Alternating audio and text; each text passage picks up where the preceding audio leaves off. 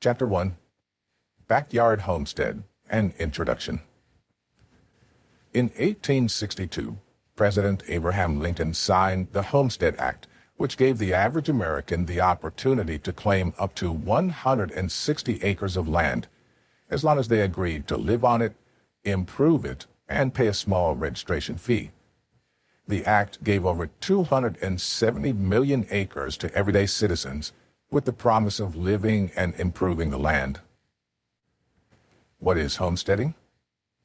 Homesteading is a lifestyle characterized by the devotion to self-sufficiency, growing and preserving food and generating electricity using solar, wind, or water.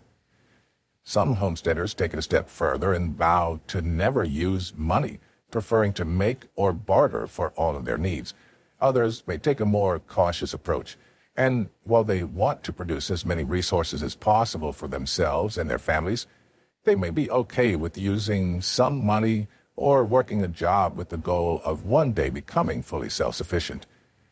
As you learn more about this practice, you'll realize that not all homesteaders share the same set of values. There's a diverse group of people who say yes to this way of life. You'll find that there are people who do this because they're just tired of the daily grind of urban living, while some want to prepare for economic hardships. Others enjoy living off the land and watching things grow as they plant, harvest, and then preserve their foods. Whatever your reasons for considering it or learning more about it, one thing's for sure, you've just made a great decision. Homesteading is a humbling experience, an eye-opener to how simple life can be and how small you are within the rest of the world. Off the grid. To quickly explain an off-the-grid lifestyle, it's essential to define a couple of terms. The grid is a term used to refer to the network of utilities and amenities provided to people by municipalities, including electricity, water, and sewage. The term is sometimes expanded to include other services, such as garbage pickup and groceries, though these are not strictly included. Going off the grid refers to a lifestyle choice where a person sets up their property to take care of their needs, usually, but not always, in a remote or rural area.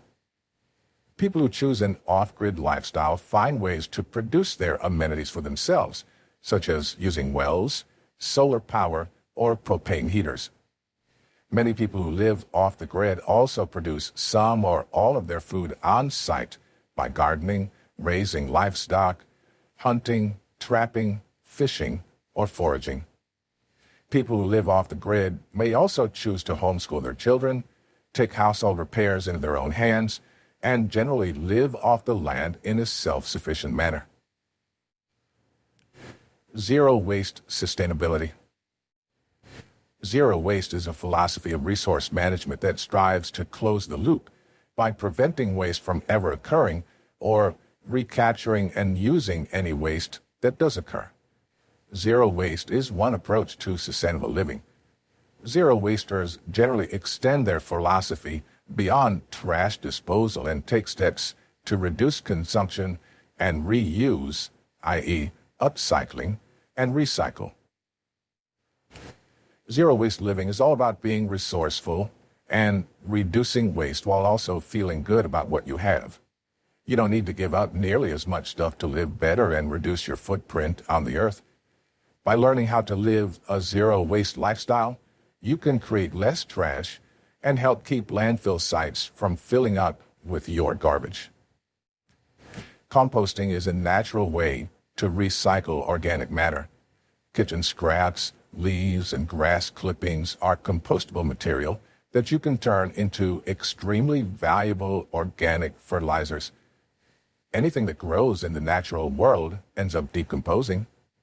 Composting your kitchen scraps speeds up the process by creating the ideal conditions and environment for beneficial bacteria, fungi, and insects to do their essential work.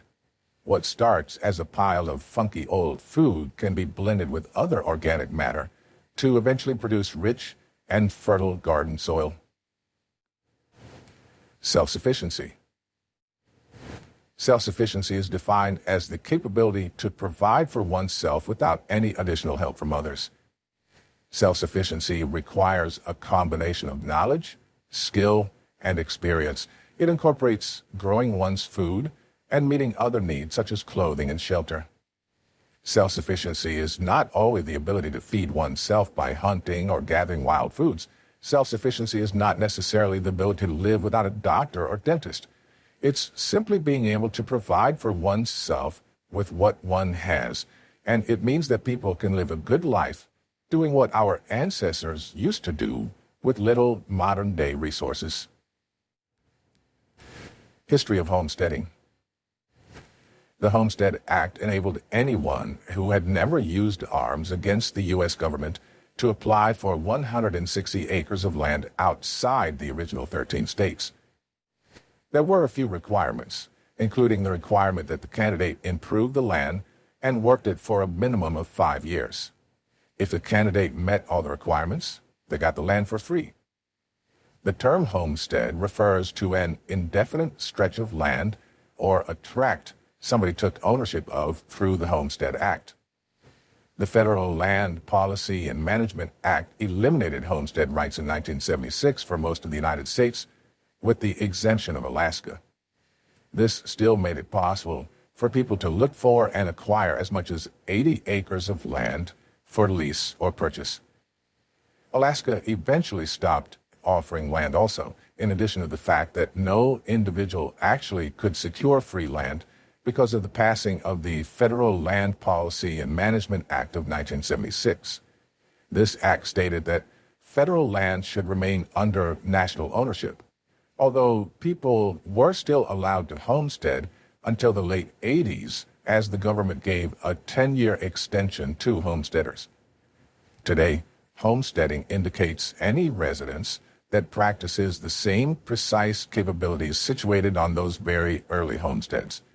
These include, but are not limited to, increasing food, maintaining animals, canning, processing, or drying out animal hide, which helps create leather or preserves meat, keeping food, developing fundamental furnishings as similar clothing in your home. Benefits to the earth. The natural living lifestyle is a very earth-friendly way of life. The homesteading activities that are part of the lifestyle help promote recycling and living green. One way to reduce your carbon footprint in the world is to reduce your carbon dioxide emissions. The natural living lifestyle can help you do this by reducing your use of gasoline-powered vehicles, improving energy efficiency, and using energy-saving devices such as solar panels and wind turbines. Homesteading is beneficial to the environment because it is low impact. This lifestyle preserves the environment while requiring only a tiny amount of resources and space. The general goal of homesteading is to live as close to nature as possible. Since homesteaders work to gather and often grow their food supplies, they reduce their need for the resources needed for production. For example, you can reduce meat consumption since it is unnecessary to purchase meat from mass-processed industrial farms to obtain the necessary protein for survival. Farm waste can also be composted and returned to the soil as fertilizer. Additionally, pesticides and chemical fertilizers can be removed, as they're usually not used to grow and raise food crops. There's an emphasis on conserving resources and energy throughout this lifestyle. These resources conserve materials while preserving energy. Learn how to save money and energy in your household by making small changes in your daily life. Homesteading also promotes a lifestyle where people respect the world around them. They usually work with their surrounding farmland, sheltering their homes from urban influences such as noise and air pollution. Homesteaders tend to live more sustainably by purchasing items such as solar panels, geothermal systems, and biomass or biofuel converters that do not require fossil fuels. Homesteaders can gain knowledge and experience while living efficiently and effectively with minimal impact on the environment, which is important for maintaining the world's ecology. This way of life consolidates resources into one place rather than distributing them between many resources. In this way, homesteaders can reduce their energy expenditures as well as lower reliance on traditional utility systems such as electricity and water. These steps could help to slow down global warming and save our planet. Homesteaders can enjoy life more in the countryside since they're not confined to the city. They can live far away from civilization, which allows for their independence. This will help them promote a lifestyle where people respect the world around them. Homesteaders primarily work with their surrounding farmland, sheltering their homesteads from urban influences such as noise or air pollution. There are many benefits to homesteading, and as we discussed, one such benefit is a reduction in global warming. If we want to live sustainably, and we aim to do so, living in a way that limits our needs allows nature to thrive. We can live better and more sustainable lives by choosing this lifestyle. Not only will you have the peace of mind knowing your family has everything they need, but you'll be able to live independently, which will also help reduce the harm you do on the earth. How it works? This is just a quick summary of how homesteading works. You'll get a more in-depth discussion as we go further. 1. Know what you need. Before making any commitment, you should spend time understanding homesteading. Consider what your daily activities and responsibilities will be like if you opt to homestead. Taking care of crops and livestock takes time and effort, and not everyone is made out for it. If you have a spouse or partner, be sure they're 100% on board and that homesteading is the life you both want. You'll need to sit down and talk about what you want. For example, if your companion despises getting dirty, then homesteading will be difficult for you. Don't make huge homesteading decisions without all the information necessary. 2. Your budget. A well-planned budget is essential for homesteading, especially if you plan to quit working to become self-sufficient. It's crucial not to spend all your savings on land and property, because you won't have enough money for renovations, upgrades, equipment, or other necessities. You'll also need reserves in case of an emergency, such as a furnace breakdown or a family member's illness. It's smart to have different homestead revenue streams. You can sell wool, milk, surplus produce, soap, and other crafts. 3. What do you want to gain? Sustainable living is still possible without selling everything and moving to the country. You can grow your food, raise hens, and learn to can, even in the city. All you need to do is sit down and set goals. Ask yourself, do you want to cut your carbon impact by a specific percentage? Do you want to live off-grid, somewhat off-grid, or entirely off-grid? Do you want to raise livestock, plant trees, or do other things that take up more space? Know what you want to gain from homesteading and keep it in mind. Evaluate your property. If you want to make homesteading your full-time job and way of life, you'll need a lot of area for a huge garden, as well as room for livestock like cows, lambs, or whatever you like. You'll also need to choose parameters for the approximate area you want to live in. Do you want to live in a distant area or near a town? Look for land that is ideal for your homesteading lifestyle.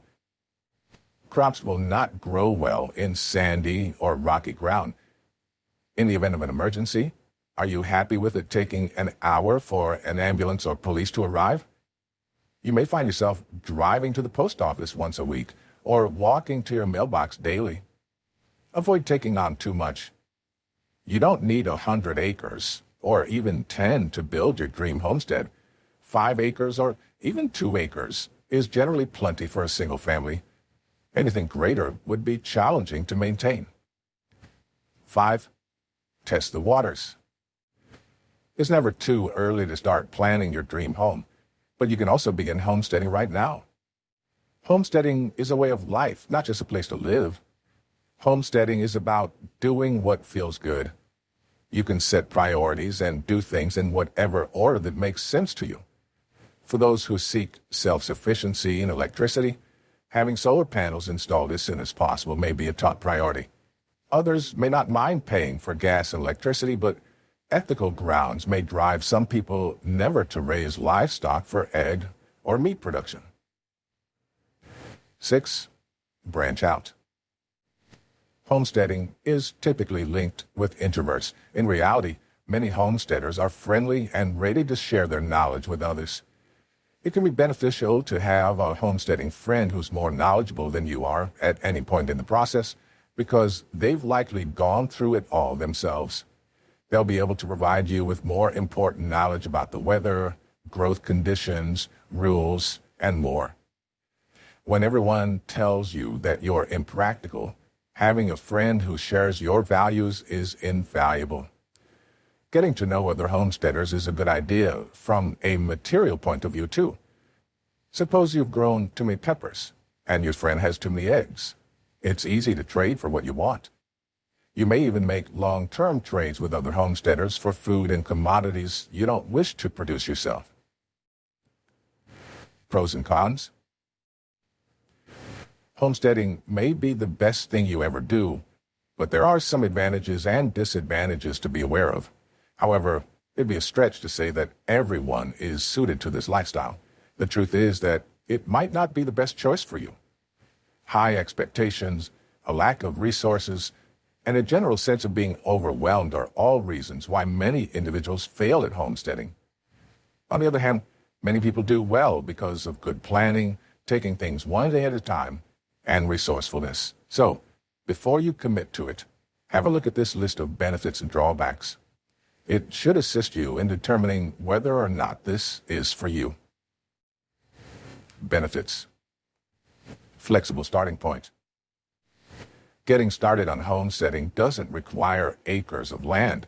If you have limited room, start with herbs on a sunny windowsill or a food garden in the backyard. Compost your food leftovers to generate soil for your garden. Start small and work with what you have. You may learn more methods over time, or you may fall in love with the idea of self-sufficiency and decide to move to a farmhouse and property. Maintenance-free lifestyle. Many homesteaders can enjoy a maintenance-free lifestyle without the use of gas, electricity, or other resources. There's no end to how self-sufficient you can become through homesteading.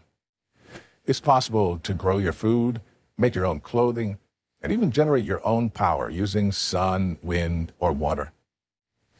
Other homesteaders have chosen to live in urban areas such as a town or city because of the convenience of living in a home with minimal upkeep. Sustainable living. Homesteading offers an environmentally friendly way of living. The majority of homesteaders purchase recycled products made without using toxic chemicals. Those who want to reduce their carbon footprint may choose to plant their own crops and buy only organic or recycled products.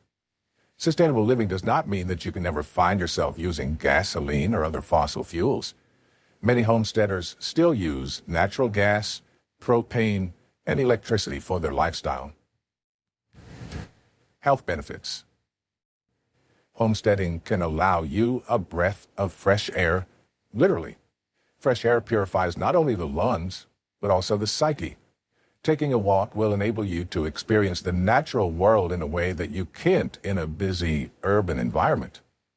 Reduced levels of toxic waste in the air will enable it to better absorb the nutrients in the environment around you.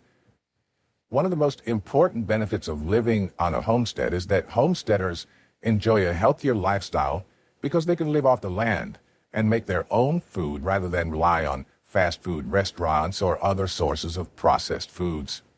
It's also important because it gives them control over their food. Although it may not be as convenient or fast as using your microwave or stove, it is healthier and more beneficial for you in the long run. A lot more people are using wood fires as an alternative way to heat their homes and cook their food. And not only is it cheaper, but it's also better for the environment. Other benefits include homesteading is beneficial to the environment because it promotes a lifestyle where people respect the world around them. Homesteaders work with their surrounding farmland, sheltering their homestead from urban influences such as noise or air pollution. Homesteaders can also live more sustainably by purchasing items such as solar panels and renewable energy systems that do not require the use of fossil fuels. They can also gain knowledge and experience in how to live efficiently and effectively with minimal impact on the environment, which is important for maintaining the world's ecology. This practice is beneficial to the environment because it consolidates resources into one place rather than distributing them throughout many sources. In this way, homesteaders sometimes reduce their energy expenditures. By lowering their reliance on traditional utility systems, such as electricity and natural gas pipelines, homesteaders could help to slow down global warming.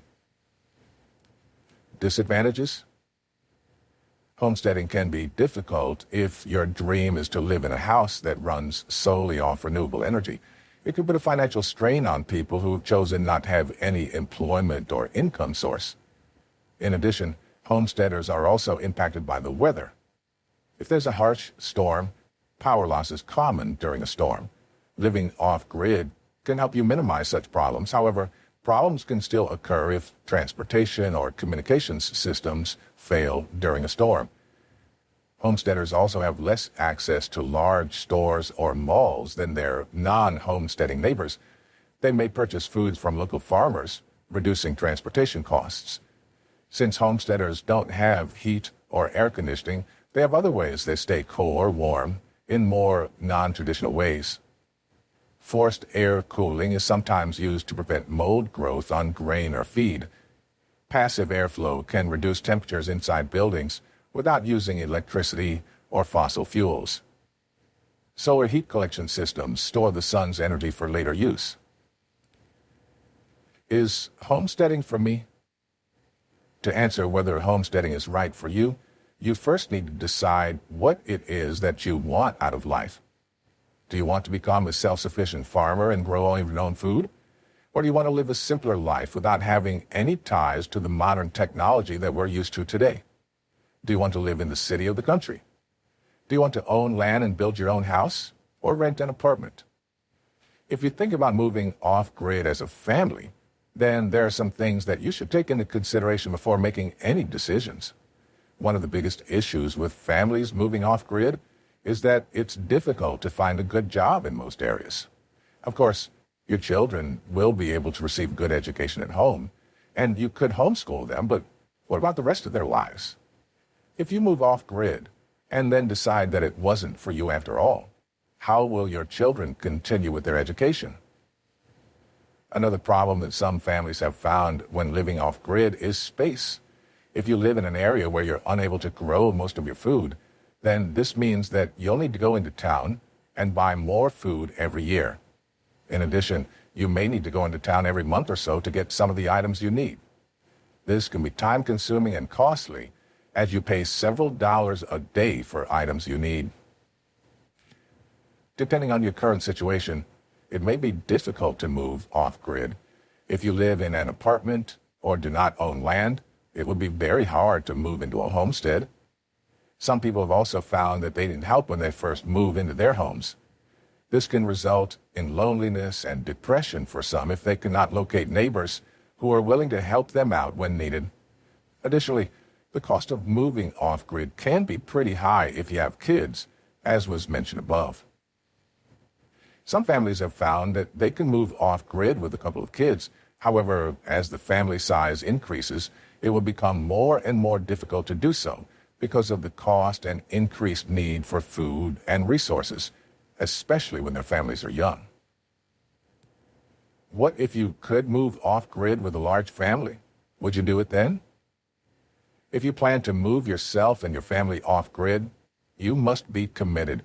If you don't have a plan for what will happen when you get there and decide to stop living there, it would be difficult for all of you, whether the children are young or not. Here are a few great places you might want to move to in case you find yourself determined to commit to the lifestyle. 1. Iowa. For a self-sufficient homestead, Iowa's agricultural land is ideal. Many of your neighbors will be raising their own food, meaning you'll have a lot of company. Iowa has a low cost of living, but for those who want a more cultural experience, the state is largely flat and dull. The winters are the harshest in the USA, and the state taxes might be fairly costly, depending on your income. 2. Arkansas. Arkansas has a low cost of living and still has affordable land. However, the land is scarce due to massive agricultural operations occupying most of it already. The state is ideal for those who love isolation. To get active in local communities, you may be angered by issues like violence, poverty, and bad schools. 3. Oregon. Oregon has one of the highest costs of living and average property values in the country. Despite this, Oregon farmland is still quite affordable. Oregon has a significant homesteading culture and over 30,000 small farms. There are several options to help with your homestead, such as farmers markets, free farmer education, and grant programs. In the end, you need to decide what you want from the lifestyle you'll have. Otherwise, you won't be able to move to and stay in an area where you'll be happy. You should also consider what I mentioned above when making your decision. If homesteading is right for you, I would highly recommend that your family move off-grid as soon as possible and carefully plan how things will work out when they get there. No one said that homesteading was going to be easy. It's not something that everyone can do, but it is possible for those willing to work. It's a way of life, and it doesn't come without its difficulties and challenges.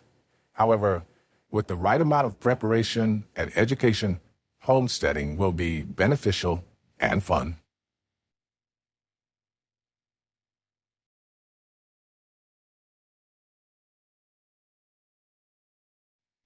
Chapter 2. Planning, Budgeting, and Skill Acquisition. Homesteading takes planning and careful budgeting to succeed, and you can even make some income while living the kind of life you want. This chapter oversees the principles of planning and budgeting because some tasks take seconds to accomplish, while others might take hours of your time. As for skill levels, you'll need to plan for the different skills required for your homesteading activities. You can learn many of these skills from books, but others require more hands-on instruction from an experienced individual. How to budget your time. Start by listing what you need to do. Bracket the more time-consuming tasks. Factor in how long these tasks will take versus how much work they'll get you. Consider which task is best suited for which skill set: carpentry, gathering scraps, animal handling, etc. Do whatever task you believe is easiest based on your skill set. This will not only make any skills you had before homesteading much more self-sufficient, but it helps you spot which skill sets need attention and which skill sets need to be honed. An example of this would be starting your garden from scratch. If you have the skills necessary to start a successful garden, you can fully understand how much time you'll need to invest and how much food you'll be able to produce versus how much it costs. In addition to skill development, budgeting is a crucial practice for homesteading. Money management is probably one of the most important things in homesteading that no one ever talks about. It all boils down to one simple thing: how much money you'll need to spend on groceries each month and where the money will come from each month. The importance of budgeting cannot be stressed enough. If you don't plan out how much money you'll spend each month on groceries, you're going to end up going over budget with no way to compensate for your purchases. Planning for homesteading. 1. Using what you have, your backyard. Often people get caught up in the idea that they need every little tool or gadget for every single thing they plan on doing. This isn't true at all, and is especially untrue for homesteading. Using what you already have is a great way to save money and a great way to make something out of nothing. However, this will only work if you plan your entire homestead around this concept. Rather than buying every new gadget or tool that comes out on the market, here are a few ideas to think about. Use what you already have and what's just lying around outside. Gather up anything you could use in some form or fashion, like wood pallets or milk crates. If you need a wheelbarrow, try making one with an old tire and some scrap wood. If your garden needs some support, use your experience to guide you in making homemade stakes or trellises. Upcycling or reusing materials such as old clothes or broken toys and turning them into useful household items. If you need a 6-inch gap between two signs on your fence, try cutting the top and bottom off an old plastic flower pot. Using garden boxes is one effective way to get more food out of the ground. If you have everything you need right outside your door, then why spend money on something you can make yourself? Not only do you not have to spend your money, it can be fun to put together weird gadgets like this. I'll give you a few examples of things that you can make very inexpensively out of just about anything lying around in your yard. You're using things you have in creating your backyard homestead. Pretty cool, huh? I emphasize using what you have because certain items aren't really homestead related in the same way that things like a garden or soil are. The rule we try to adhere to is this: if it's not food, then it's junk. You can save time and money if you look around your house, backyard, or even in the garbage. We got about half the things we have on this homestead for free by simply asking around and looking in people's trash cans. Many people would be thrilled with someone coming to their house and taking some of their junk away rather than having to load it up at the dump themselves. Don't throw anything away ever. Even if you do plan to buy something new that is exactly like what you want, don't get rid of the old one until you've tried using it for something else first. You may find that a nail gun or even duct tape is all you need to repair your broken objects, rather than going out and buying something new. Using what you already have to save money while homesteading doesn't stop at just junk either. It can also include extra rooms in your house. After all, it's just making do with what you have and making things out of nothing. Using what you have, not buying new things, is an idea that is rich with potential and creativity. It's also very fun to see things that usually go to waste being put to use for your benefit in a creative way. This is a way of thinking that could save you a lot of money and potentially teach you some DIY skills along the way. Try it out and see how many things around your home, yard, or outside you can find a use for instead of tossing them in the trash. Whenever you buy a house and the previous owners have left a little bit of overgrown yard, you should always ask the previous owners what kind of plants were in their garden boxes. If they tell you, all you need to do is walk into a store and buy enough lumber to build the garden boxes. If for some reason they don't know what was in their garden boxes, then walk over to your yard or your neighbor's yard and start looking around. There's no way that big box of dirt didn't come from somewhere. Dig up one of these large pots and take it inside so you can analyze it for clues about how it was constructed. Once you find all the clues and have figured out how to make your own, go and build as many of these garden boxes as you can. How to build a garden box in 3 steps. Choose how big you want it to be. You can have a 16 by 16 by 8 or a full-sized 8 by 8 by 4. Set the corner posts on top of the wallboards. Drill pilot holes and connect all the sides with screws to form a box. If you need to put a bottom to it, drill holes underneath so the excess water drips out when you water your plants. Some people even make multiple levels with their boxes for a larger harvest, and you can too, as long as you add a bottom to it, that is. It's all up to you and how many boxes you want to build. These garden boxes will cost you almost nothing. Once you have the materials, all you need to pay for is the lumber, and it will be time to build them. This is an amazing way to grow more food at a much lower cost than buying retail produce. You can also store your excess harvest in these garden boxes when you aren't actively growing the plants, which will come in handy during certain times of the year. 2. Homesteading from a rental property. Renters have significant obstacles that property owners do not. Despite these obstacles, they still have the potential to redefine what it means to make the best of your position and learn a lot along the way. 2 core tenets of self-sufficiency. Working with what you have is practical, and interpersonal sensitivity and doing root-level tasks like vegetable gardening or home improvement work in impermanent surroundings are the key to homesteading for renters. If you don't own your home, your homesteading ability will be mainly determined by the type of lease you have with your landlord. They may be happy to let you build a greenhouse and even plant fruit trees on the property. On the other hand, they may have no desire to have a homesteader in their midst and forbid such activities.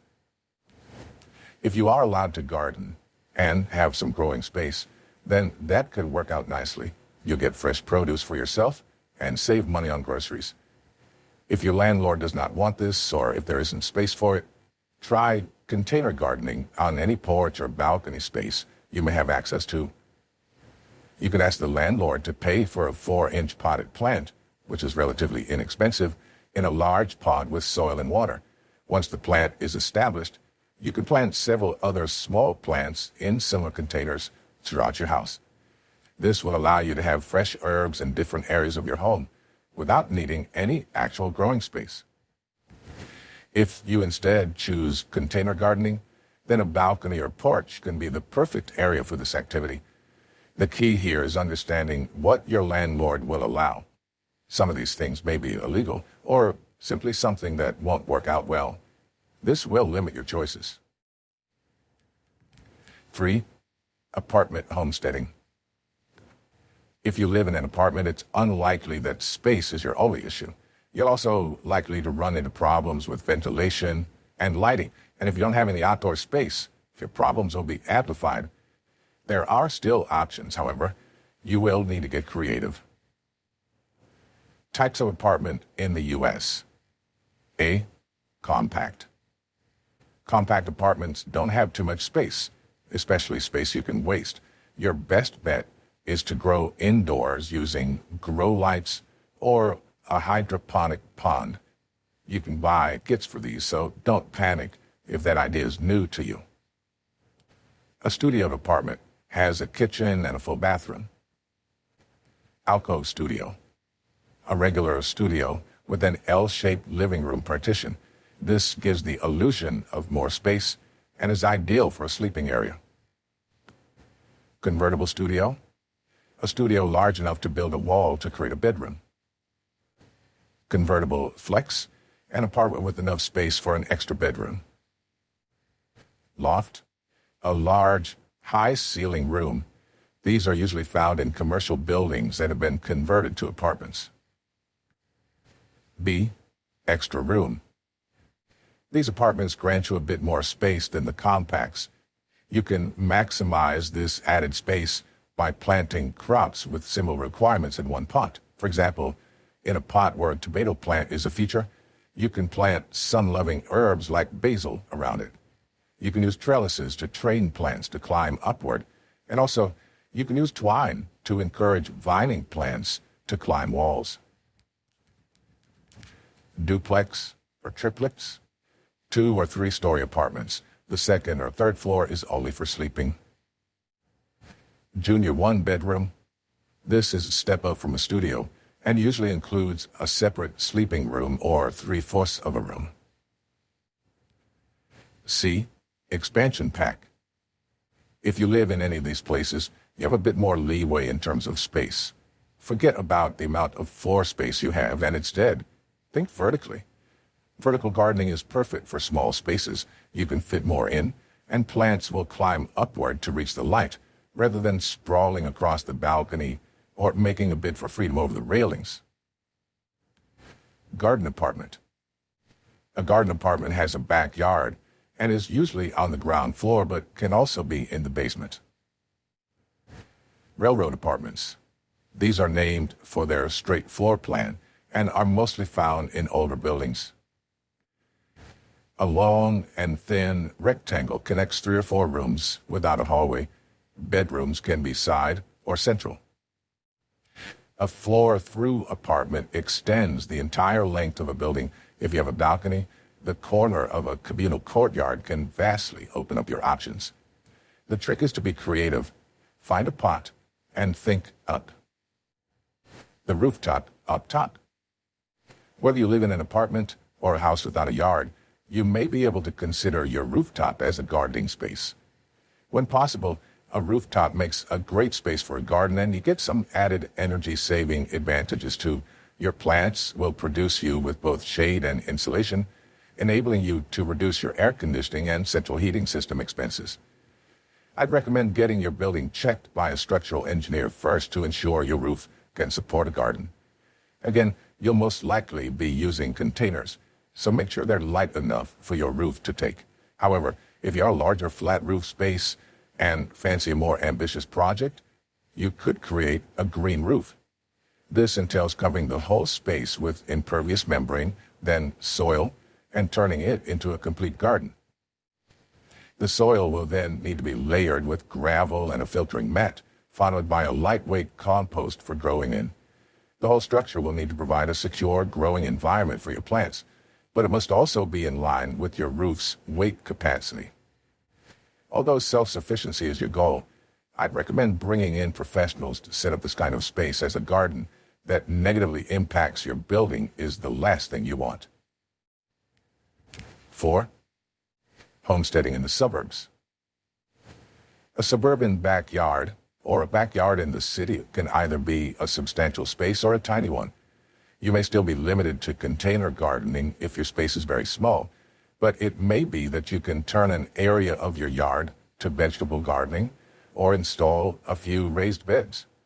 If you have room for raised beds and wants to maximize capacity, I'd recommend looking into Mel Bartholomew's square foot gardening model, or lasagna gardening, designed by Patricia Lanza. The former relies on compacted planting in a 4x4 raised bed.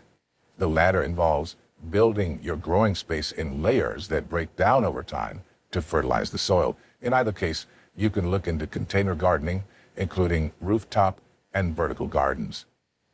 If you're interested in a more rustic approach to urban homesteading that's still largely DIY, a creek bed or roadside ditch may be worth investigating, as you can dig down for planting. If you're interested in working with your neighbors, you can create a community gardening project that you all share. If you have enough room for a courtyard garden, it could also be worth exploring. If your yard's small, consider organic and raised bed gardening. This can involve container gardening with potted plants and planting in your yard. It also features permaculture, a design method for sustainable human interaction with the environment. Defining your homesteading goals. In setting your goals, it's important to make sure those goals are realistic but challenging. You don't want to set a goal that's so easy you can accomplish it right away. If you do this, you may get bored or frustrated and lose interest. At the same time, you don't want to set goals that are too hard for you. This will make the process frustrating and discouraging. When creating your list of homesteading goals, here are some things that may be worth including. End goals. This is where your homestead is at the end of everything. If you've been working on your property all along, where are you at? What do you want to achieve? And why have you decided on this goal? Long-term goals. This is what your homestead will look like in the future. How much more can you grow? How do you want the land to be used by its inhabitants? Do you want it to be a place where people vacation, grow food, or raise animals? Or do you have another specific goal in mind that isn't shared by everybody else, such as growing coffee? Short-term goals. These are things that can help push your long-term goals if things aren't going well. Homesteading is a mentality. Homesteading is how you approach life each and every day. You'll seek to become more of a participant in what you eat, how you live, and how your presence impacts the earth. This mindset means working to rely more on yourself than others, which is a key factor for success. You must focus on figuring out ways to approach problems and opportunities on your homestead and in life. This is the ability to adapt and shift gears, because these don't always go as planned, and they don't necessarily have to. There will be times when your budget is crushed, livestock dies, and don't even get me started on climate change and its many impacts on farm practices. Your job is to learn how to bounce back from these challenges, and you cannot achieve success by staying down. Just because things don't go according to plan doesn't mean you'll never succeed. While we like the simple things in life and enjoy going easy, this is not always guaranteed.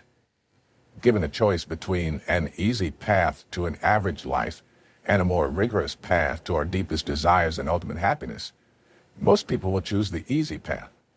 In other words, people like living on fast foods and will often choose to curl up on their couch to binge Netflix instead of taking a walk to enjoy nature.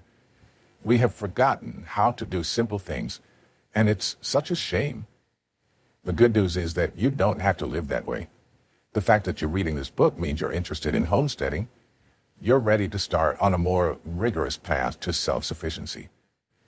Before you can become a homesteader, you must spend some time cultivating your mindset, learning how to do without certain things you might want, like easy access to the internet, fast foods, or even instant entertainment. You must learn to enjoy sitting outdoors to watch the sunset, stare up at the stars at night, or sit by the fireplace on cold nights. When you do these simple things, certain elements in your life begin to change, and you get a dopamine effect of happiness. Perhaps you're thinking, how can I cultivate a homesteading mindset? There's power in simplicity. Remember, the goal here is to be self-sufficient. If you spend too much time trying to make things pretty, the chances are you'll not focus on functional things that will further this goal. Your aim is not to have your homestead featured in Better Homesteads and Gardens magazine, although that's not such a bad thing. Putting too much pressure on yourself to achieve perfection will leave you frustrated and overwhelmed. Let go of any attachments to things that look neat and together so that you can achieve more with homesteading.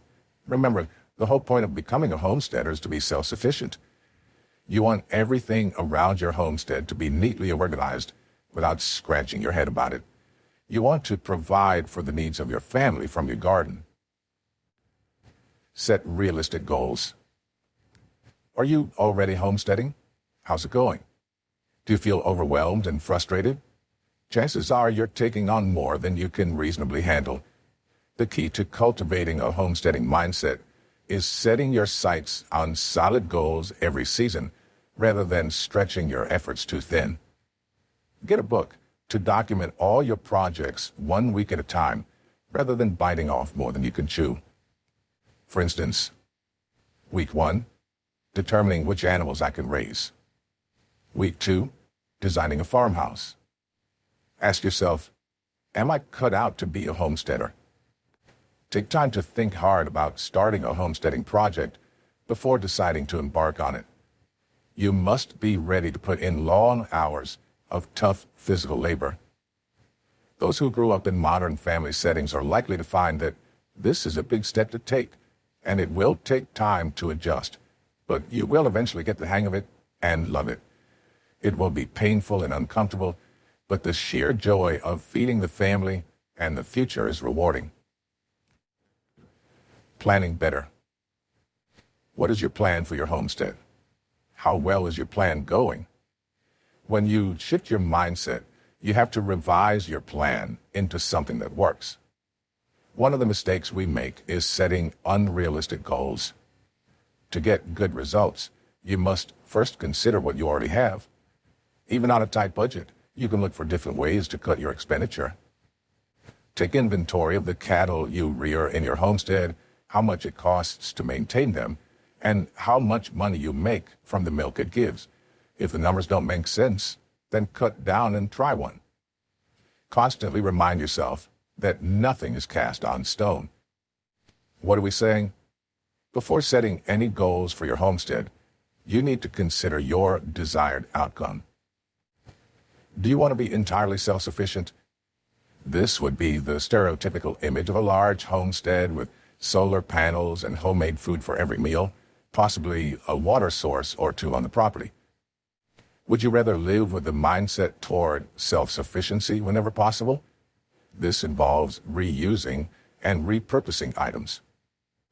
Are you striving for a better quality of life that you can achieve through homesteading? This idea is promoted because of the fresher, healthier food and time spent working hard outdoors, among other things. Is it all a hope to teach your kids more responsibility? After all, the work never ends. Your homesteading goals can be even simpler. Maybe you want to raise some chickens and sell the eggs.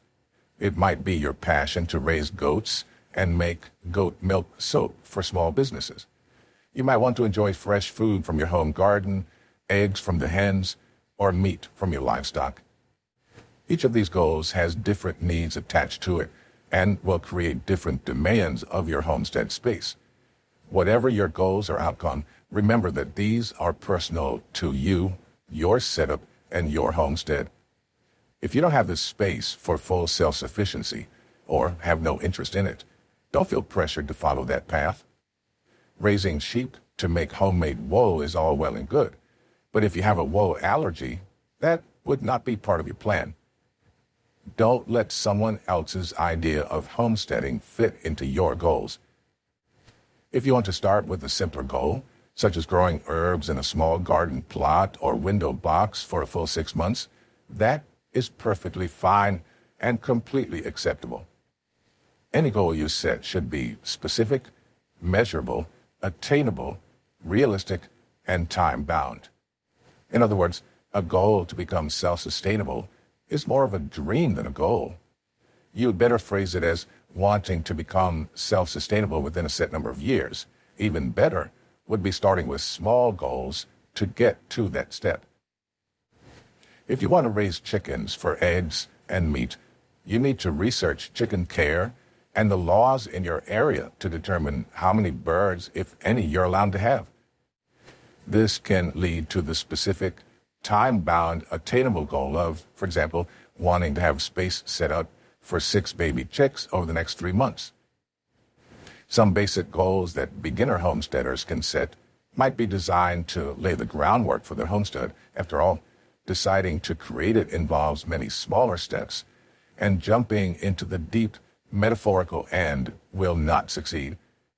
A new homesteader might decide to learn how to cook from scratch with a smaller goal of cooking a full meal twice a week for a full year. Making your own household products can be another goal towards self-sufficiency. These can be anything from reusing old containers for storage to DIY beauty or cleaning products. Setting goals as a homesteader can seem overwhelming if you try to achieve everything at once. It's better to find a few small goals to start with and sort of ease yourself into a self-sustainable lifestyle. Learning how to sew or finding out how your neighbor raises their chickens can be a small, easy first step to move you ever closer to your homesteading dreams. Consider the lifestyle changes that you'll have to make. Homesteaders have to make several lifestyle changes that may be challenging at first. It's necessary to know what these changes are and prepare for them. The priority of things in your life will change when you decide to be a homesteader. When homesteading, your family, animals, and plants will take precedence over everything else. Your time will also change. You'll need to give more time to your garden and animals for feeding, watering, and taking care of them.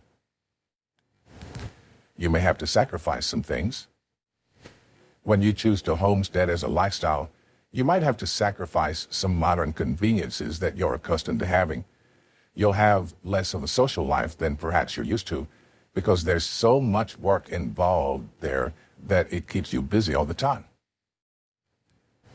Requires time and patience. It's important to give homesteading a try, but it's also necessary to recognize that it takes time, patience, and a lot of hard work. You'll have to do several things when homesteading that you don't do regularly. You'll have to make lifestyle changes, change how you think about your family's food needs, and how much time you spend with your family.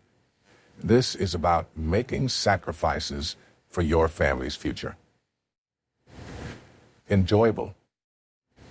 While it's true that homesteading takes a lot of work, It can also be a relaxing and enjoyable experience. Once you know how to live with nature rather than fighting against it, you will be healthier because of it. If you decide to become a homesteader, you won't have to worry about feeding your family fast food all the time, because homemade, home-cooked meals will be the norm for you. When your family has vegetables, fruit, and foods raised without the use of chemicals or hormones, they will be much healthier. You'll have fresh air and plenty of sunshine in your life when you live on your piece of land. This is a simple lifestyle that you can enjoy if you're willing to accept all of its challenges. Affordable. You may be shocked at how much it costs. Most people think that homesteading requires a lot of money, but this isn't true. It's possible to get started on a very limited budget. You can save up your money and start small, so you're not overwhelmed by the cost of building from scratch. It's possible to make homesteading pay for itself. There are ways to homestead so you can make money for your time spent. You can sell what you produce, and can even consider selling your skills. For example, you could give lessons on self-defense to women or small children, or you could offer a gardening class for a local greenhouse. If you're willing to think outside of the box, there are plenty of ways that you can have a successful homestead and also earn some extra money doing it. It may take up to 2 years to get started. Suppose you decide to get started with either basic or intensive homesteading. In that case, it'll take up to 2 years before you're producing enough food and income for yourself and your family. If you want to live off-grid, it will take much longer. You'll have to be patient and get ready to learn some new skills while you wait for your homestead to produce income or food. While homesteading can be more work than it's worth, once you get started, you might find that it's enjoyable. It can be a rewarding and healthy lifestyle if you're willing to make some sacrifices for your family's future. When your family lives the simple life of a homesteader, they'll have less stress in their lives, and they'll be healthier because of it. Checking with the law. Your homesteading efforts must be aligned with your state or area laws to avoid running into trouble with the police or animal rights organizations. Before we get going, a word of warning. Sometimes the drawback of living in a densely populated area is that laws restrict what you can do. Before you start planning any gardening venture, however small, it's worth checking with your local authority to ensure there are no laws you need to be aware of. Sometimes there are rules about how to water your garden, and you may also run up against laws around composting and the maximum height of plants. The Homestead Act of 1862 expanded the Limited Preemption Act of 1841, which were both efforts by Abraham Lincoln to encourage westward migration and settlement. It was signed into law by President Lincoln on May 20th, 1862. The original act allowed settlers to purchase 160 acres, one section of land, after they had lived on it for 5 years, which was later expanded in 1872 to 320 acres, 2 sections, or 1/4 square mile. The size of allotments was doubled under the Homestead Act of 1976. Fewer than 1% of homesteaders submitted applications for free lands before 1900, but more than 98 were successful in negotiations with the government. Since 1910, the acreage offering has remained under 300 acres. A total of 780 acres has been offered to a single applicant. An act of Congress in 1936 allowed families to get partial credit for expenses that were already paid for a farm that had been used as collateral against mortgages at banks or credit companies. This law opened up homesteads to many who otherwise would not have purchased them. Make a homestead declaration. In times of economic trouble, a declaration of homestead is a simple legal document that can assist in protecting your home or property. It has nothing to do with the procedure for submitting a claim for unclaimed government assets. Rather, it's a simple form that can occasionally prevent creditors from seizing your land and home. Homestead rights are not recognized by common law in Alabama, Arizona, Arkansas, California, Florida, Georgia, Idaho, Illinois, Kansas, Louisiana, Michigan, Minnesota, Mississippi, Missouri, Montana, North Carolina, North Dakota, Ohio, Oklahoma, Oregon, South Dakota, Texas, Vermont, Washington, West Virginia, Wisconsin, and Wyoming. If you own property in one of these states and live there, you should spend the hour or two it takes to submit this final vital document.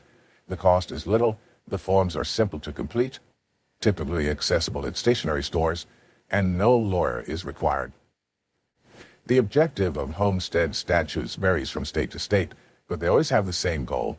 They're intended to protect family dwellings from being taken away in the event of financial hardship or the death of the household's head. In general, this protection is only accessible if the declaration is lodged before a disaster occurs.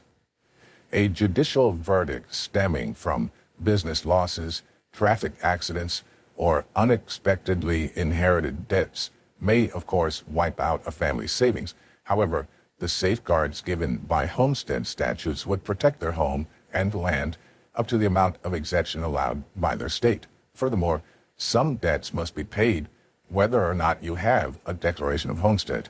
For example, if you put your home up as collateral on a loan, the homestead exemption does not apply. Property taxes and special assessments are examples of debts that are not covered. If you don't pay someone you hired to perform renovations on your house or land, he or she might file a mechanic's lien against your property and sell it to recover the money. Although the cash value of the homestead exemptions varies, in most places it is updated to keep up with inflation regularly. As a result, as the price of real estate grows, homeowners should continue to encourage their politicians to enhance these exemptions. Fortunately, homestead laws are frequently liberally construed in legal terms. A homestead can be an apartment if you own it, a house, a hut, or even a tent, as long as it is the claimant's bona fide habitation. You might be able to homestead your future home site even if you haven't constructed a house yet. A 161-acre Texas tract was declared a homestead after the insolvent owner demonstrated construction plans by drilling 2 wells and planting fruit trees. I'm guessing the landowner was camped out on the property to meet the residency requirements. However, each family is only allowed 1 homestead and must prove good faith in their claim. Summer vacation cabins, for example, have been taken away for debt collection, even though declarations have been filed and accepted. Outbuildings and land used by the family for recreation or as a source of income are usually considered part of the homestead. However, unless they're gardened, logged, or farmed, adjacent lots or parcels next to a residence maintained for idle investment purposes may not qualify. Homestead exemptions often apply solely to married couples and their families. Some states offer a head of household exemption that applies to 2 or more people living together as a family unit if one person supports the others. The survivor and any offspring are covered under the exemption until the survivor dies and the youngest kid reaches the age of majority. The exemption will, of course, expire if you sell the property. Claims can be filed on many residences, but only one at a time. Alabama, Arkansas, California, Florida, Georgia, Iowa, Louisiana, Minnesota, Mississippi, Missouri, Oklahoma, South Dakota, Texas, West Virginia, and Wyoming have homestead property tax credits. Property owners can deduct a certain amount from their annual property tax assessments in these states. Suppose you're one of the fortunate people who live in a state that recognizes the Declaration of Homestead. In that case, you should contact your county clerk or recorder immediately to learn more about the process. The few bucks and time it takes to file the papers are well worth it. It's a simple step that could help you save money and even save your house. Budgeting. While most people fantasize that they can provide everything the family needs without spending a dime, that is not realistic. You must realize that you will have expenses that will cost money, especially during your transition to a self-sufficient homestead. The key is to evaluate how you wish to live. Ask yourself simple questions like, do I enjoy going out and partying? Do I travel a lot? If there are certain things you like doing, you'll need to budget for those extras because you may not be able to have an urban homestead and live some of those outside dreams. Perhaps you're thinking, I could just take a loan to cover these needs. The truth is that borrowing money goes against every principle of self-sufficiency. Homesteading aims at ultimately disengaging from the money economy while working as little as possible for the money. Instead of buying food from the grocery store, you can grow your food in your backyard and exchange it for such things as clothing and other necessities. You want to keep your expenses as low as possible. Realize that humor is everything. Laugh through the tough times. Don't think that you're superior to everyone else. Whenever things go wrong, try to get a new perspective. Please don't give up until you reach your goals, however long it takes. Think through your plan, adjust your goals and timelines, and start over if necessary. Everything can change, including your plan. The process doesn't have to be a pain. You want to enjoy every little bit of the process towards self-sufficiency. Even though urban homesteading is a lot of hard work, open your heart to it. Even if your early morning and late nights don't translate to the money in the bank, keep a new perspective. Take a walk in nature to help you shift your mindset. Realize that homestead projects never end. They are constant, and the to-do list will grow longer by the day. Taking many vacations to express your gratitude to the universe for sunshine, family, and every little or big gift will help keep your heart open and remind you of your homestead abundance. Setting the wrong budget. There are some homesteaders who, in their excitement, may have miscalculated their homesteading budget. The common problems that could arise from setting the wrong budget include not being able to buy enough seeds during planting season, inability to cover expenses brought about by emergencies, e.g., human or livestock ailments and machinery and equipment repairs, running short on income, especially when you decided to quit your job when you moved. Budgeting ensures that you will be financially secure and free from debt, or at the very least have minimal debt, until you can entirely depend on your homestead. Since you'll be learning about income sources later on, what you need to initially do is create a monthly budget. A simple notebook and pen can be your tools, or you can use an Excel sheet, or go on the internet and look for apps that you can use to jumpstart your budget planning. Remember that every monthly budget should include the following: recurring bills, upcoming or irregular bills, e.g. quarterly or annual bills, seasonal or large purchases, loans, debt, mortgage, car payments, etc. Set up the spreadsheet or make a chart in a notebook. Some people use tables on a Word document. Next, add all the income streams and deduct the monthly bills. Be sure to indicate the due dates so that you'll not miss them. Be sure to set aside savings, even when you're still paying off some debts. Insert the formula on your Excel sheet or manually calculate the figures. Collect receipts so it'll be easier to compute your expenses. Never rely on your memory alone. It's better to keep records or take a photo using your phone camera each time you make a purchase.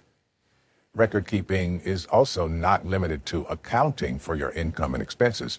You can keep records of the crops you recently planted, livestock, harvested crops, and how much you could preserve. Think of running your homestead as you would a business. You need to be on top of it, no matter what. Never approach it as a mere hobby, because farming is a serious business. Every new project that is added is, in essence, an investment. Skill acquisition. Several skills may be listed here. And a long list can be overwhelming when you're just starting on your homestead.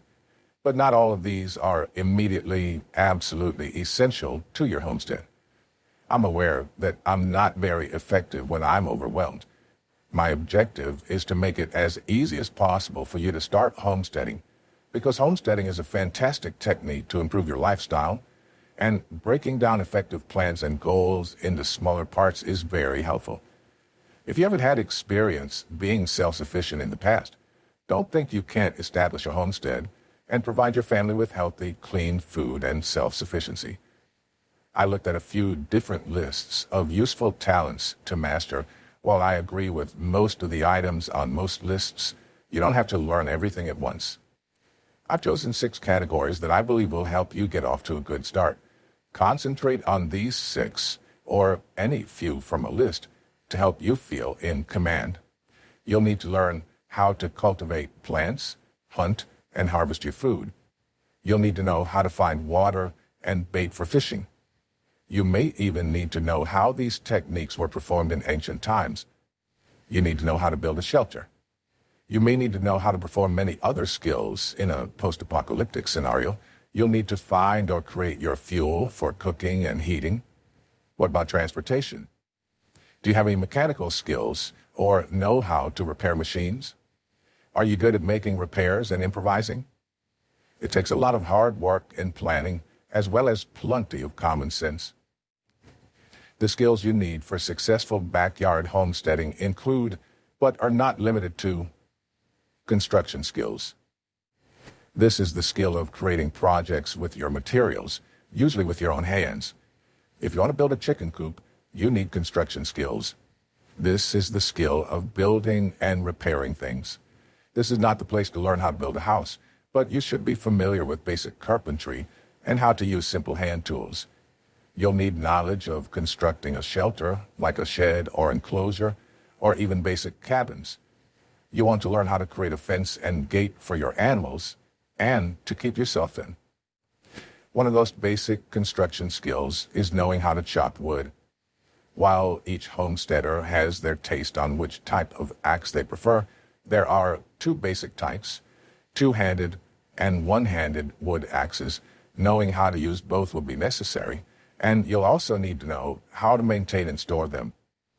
If you don't want to buy an axe, perhaps a chainsaw is the way to go. A chainsaw has many uses, but be warned, it can destroy your homestead. Chainsaws are noisy and dangerous with their high exposure to oil, carbon monoxide, and other gases, to name a few. If you buy a chainsaw or other tool requiring gasoline, you'll need storage for fuel. You'll need a bunker of some sort with a secure place for your fuel tank and other equipment. This can also be a place for your livestock to stay. The ability to build a fire on many different types of wood is important in homesteading. You'll need to find the correct type of wood for the job at hand and be able to make fires that burn efficiently and even make them look pretty. You'll have many uses for a natural gas stove, but first you need to learn how they work. You'll use many tools that everyone outside your family may not know about. A double-edged axe is one example of this category, and chainsaws and other specialized tools are used daily. Some of the other tools you'll find useful on the homestead are shovels and hoes. You'll need to learn how to use these tools effectively, or you could damage your landscape and plant life. Hand tools. Hand tools are used every day and in every environment, from warm to cold, humid to dry. The tool that is used the most often by far is a knife. You may want a couple of knives, from small pocket knives to large hunting knives. Eventually, you'll need to learn how to sharpen your knife with an axe sharpening stone, though you can start with an old, fine grit stone from a hardware store. Shears are also very useful on the homestead. Fiskars make some of the highest quality shears that you can buy. You'll want to get used to using shears on a variety of materials, including fabric and heavier objects like wire. A small axe is extremely useful for felling trees and creating firewood or other materials you need for your home or homestead. Axes can range greatly in price and design quality, from heavy-duty professional axes to cheap axes that break easily. A good axe will be made of high carbon steel, which doesn't rust as easily and keeps its edge well, but it will be heavier than those made with stainless steel or other light metals. A good hammer is also a tool you'll want to learn how to use. You can buy many different kinds of hammers, and each will have a different purpose. I would recommend investing in a good carpenter's hammer, which is used extensively on the homestead. This one comes with an axe head. I've added an image of the head that came with another carpenter's hammer I own, but this is the same style of head. A screwdriver set is also a great item to pick up and learn how to use, especially if you plan to create your tools for repair or modification. You can use rope for many purposes on the homestead. You can use a rope to tie down animals, fencing, hang up feeders or other items, or even make a hammock from cloth. If you have animals that graze on shrubs or weeds, you'll need a small hand saw with which to cut them down. A simple bow saw is the best tool to start with, as it has no moving parts and is easy to use. Many of the skills that go into modern survival skills were developed over thousands of years of human history and research. We've come a long way since our ancestors first learned to survive in the wilderness. It's very important that you know the basics of survival skills and how to use them before considering a move to a homestead. A basic backyard dweller will be able to perform most of these tasks with little difficulty, but it doesn't mean that you should start hacking away at your trees or construction projects without knowing what you're doing or how to do it well. You don't have to be a professional carpenter, but knowing how to use basic tools is important if you want your home or homestead to survive in the first place. Basic carpentry. A minor issue such as a crooked picket fence does not necessitate contacting a specialist. Knowing basic carpentry abilities will allow you to handle the matter without incurring a large charge. Homesteading and creation go hand in hand, so brush up on your carpenter skills here and get to work. Animal care. Know how to care for your animals and pets so you can create a healthy environment in which to raise them. This includes a knowledge of the proper diet for livestock, feeding schedules, breeding, and handling of wildlife. The basics of gardening. Are you planting the correct kinds of crops for the climate in your area? Are you also providing ample space for the root vegetables to grow? Will you be able to distinguish and prevent crop diseases? Study the crops that you'll plant, and then strategize your planting methods. Till the ground, use the windowsills, hang pots, create a fence of edible plants, and use just about every possible piece of the landscape on your homestead to maximize the use of your land. If you live in an apartment, make the most of every available space. Study which plants grow in what parts and which ones can grow side by side. In a nutshell, your gardening skills should include knowing when to plant, the distance necessary between planted seeds, what requires propagating, what should be included in a greenhouse, what pot sizes to use, germination and maturation periods, what pests will ravage your crops, what vegetables work together, when to harvest your crops. Cooking skills. Just as important as growing your food is learning how to cook healthy meals. If you rely on restaurant meals, don't worry, because you can learn this skill. It's crucial to shop for your cooking utensils. The essentials are wooden spoons, stirring spoons, spatulas, measuring cups, and a whisk.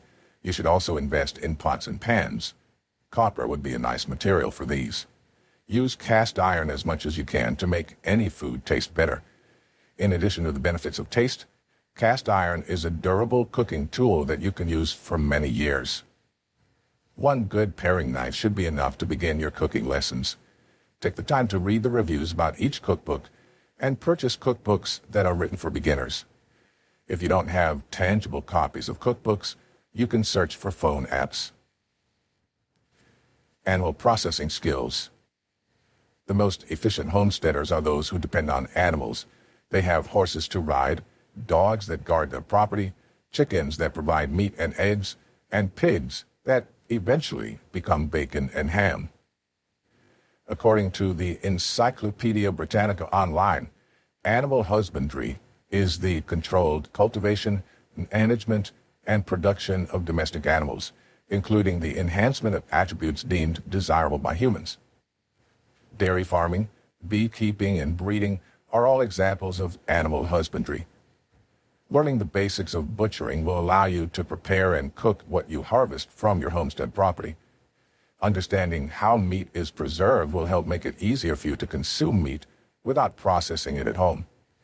If a preserving method has not been used on an item, it should be frozen first if it's perishable, or canned if it's not. House cleaning. Successful homesteading necessitates having a clean and well-maintained habitat. With the many chores that need to be done, it's important to have good housekeeping skills.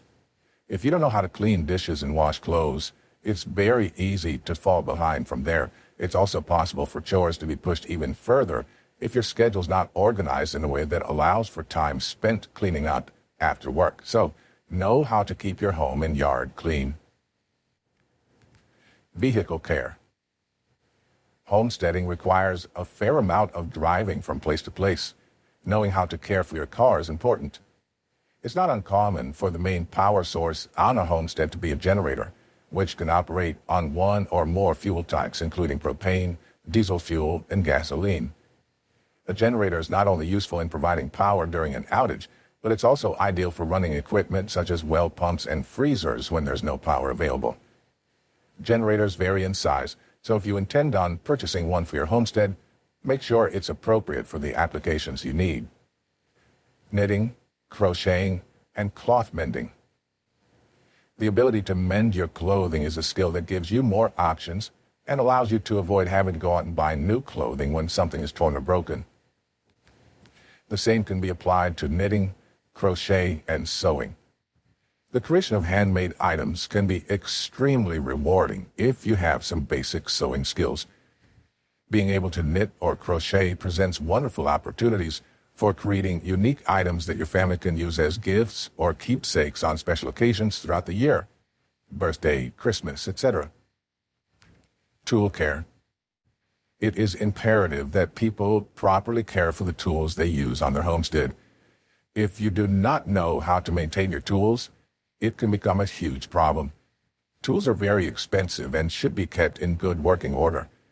Knowing the proper way to season a tool will ensure it will work longer and be easier to use. To succeed in this lifestyle, you'll need the ability to think logically, the willingness and ability to take action, and the motivation to want to get there. It's important to learn as much as you can about homesteading so that you don't fall into the trap of thinking it's too much hard work, too difficult, or something that could never work for you.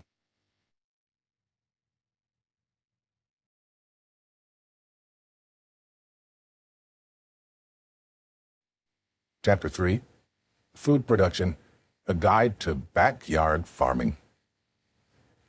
Starting a homestead from your backyard is interesting, and one of the hallmarks is being able to grow your own food. This chapter discusses food production and how to get started in growing and tending different types of crops in a self-sufficient manner. Space maximization. You need to know how best to manage a small space in your house using methods like using a greenhouse. When starting a homestead, the first thing to remember is that not all land is equal.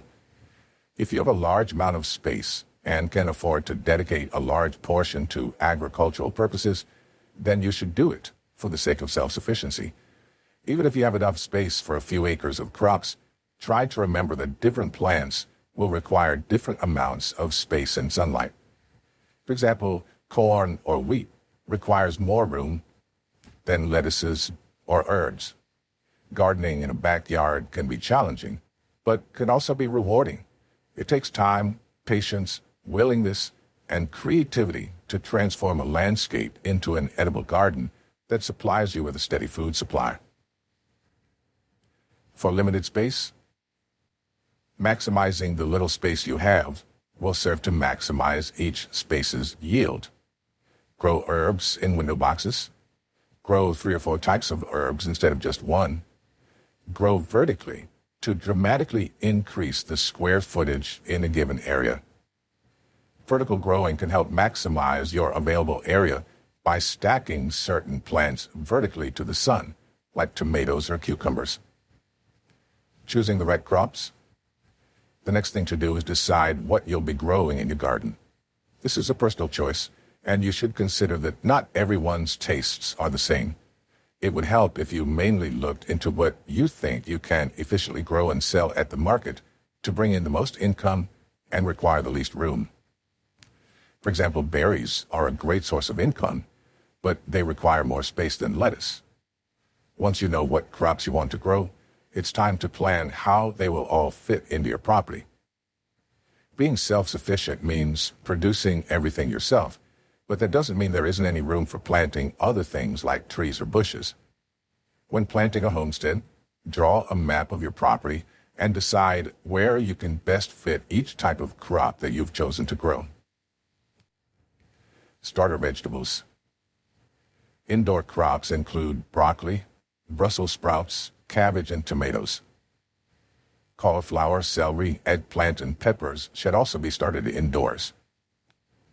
Tender vegetables, like tomatoes, eggplants, and peppers, are susceptible to spring cold, so start them indoors and protect them from the elements. Cucumbers, muskmelon, pumpkins, squash, and watermelon are among the plants that do not transplant from inside outside well. These are all tender, so don't sow them outside if frost is imminent. Some plants simply refuse to move. To avoid disturbing the roots of root vegetables, like carrots and turnips, it's best to start them directly in the ground rather than transplanting them later.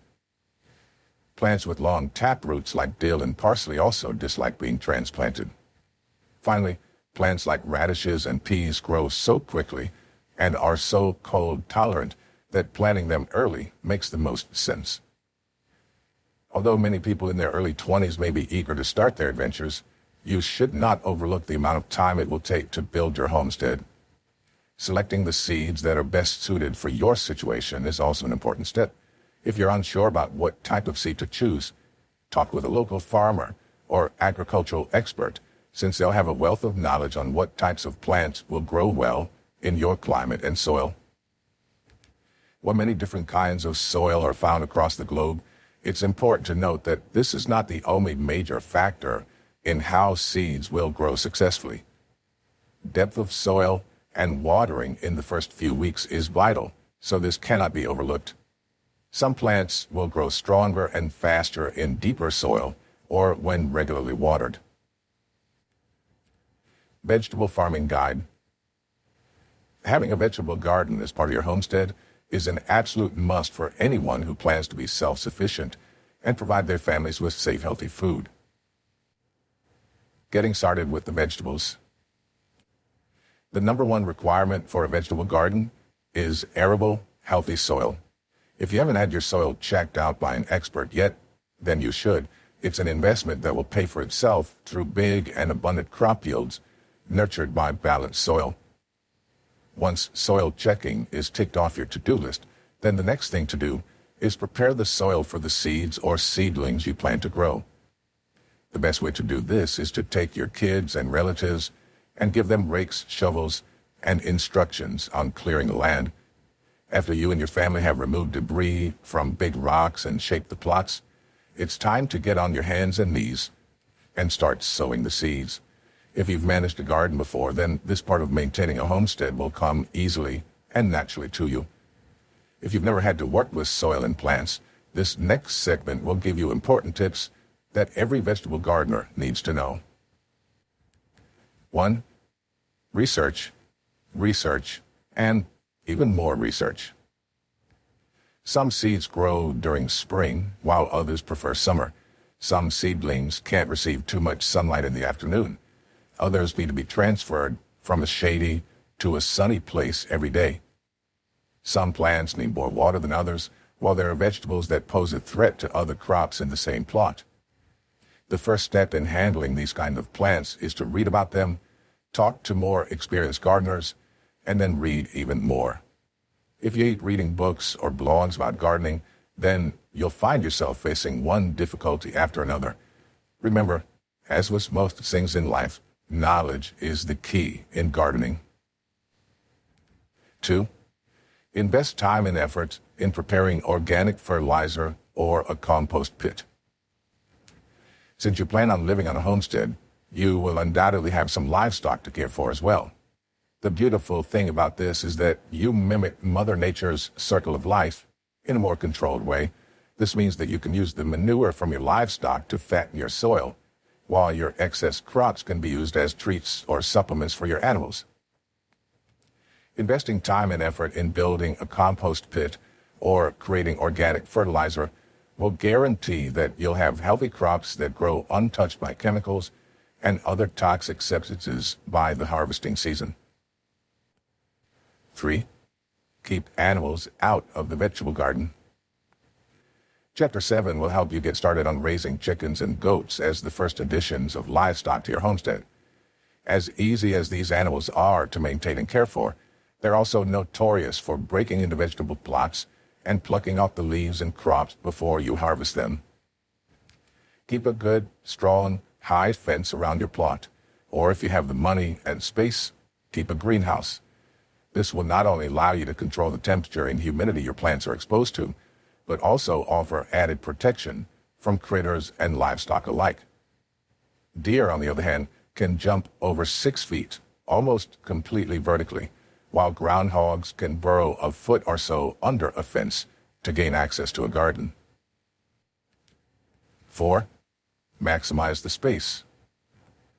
Learn about companion planting and vertical gardening to help you make use of small spaces. You may also want to expand your vegetable garden into outside plots, the walls in your backyard, pots lining your windowsills, or even on your roof. Composting.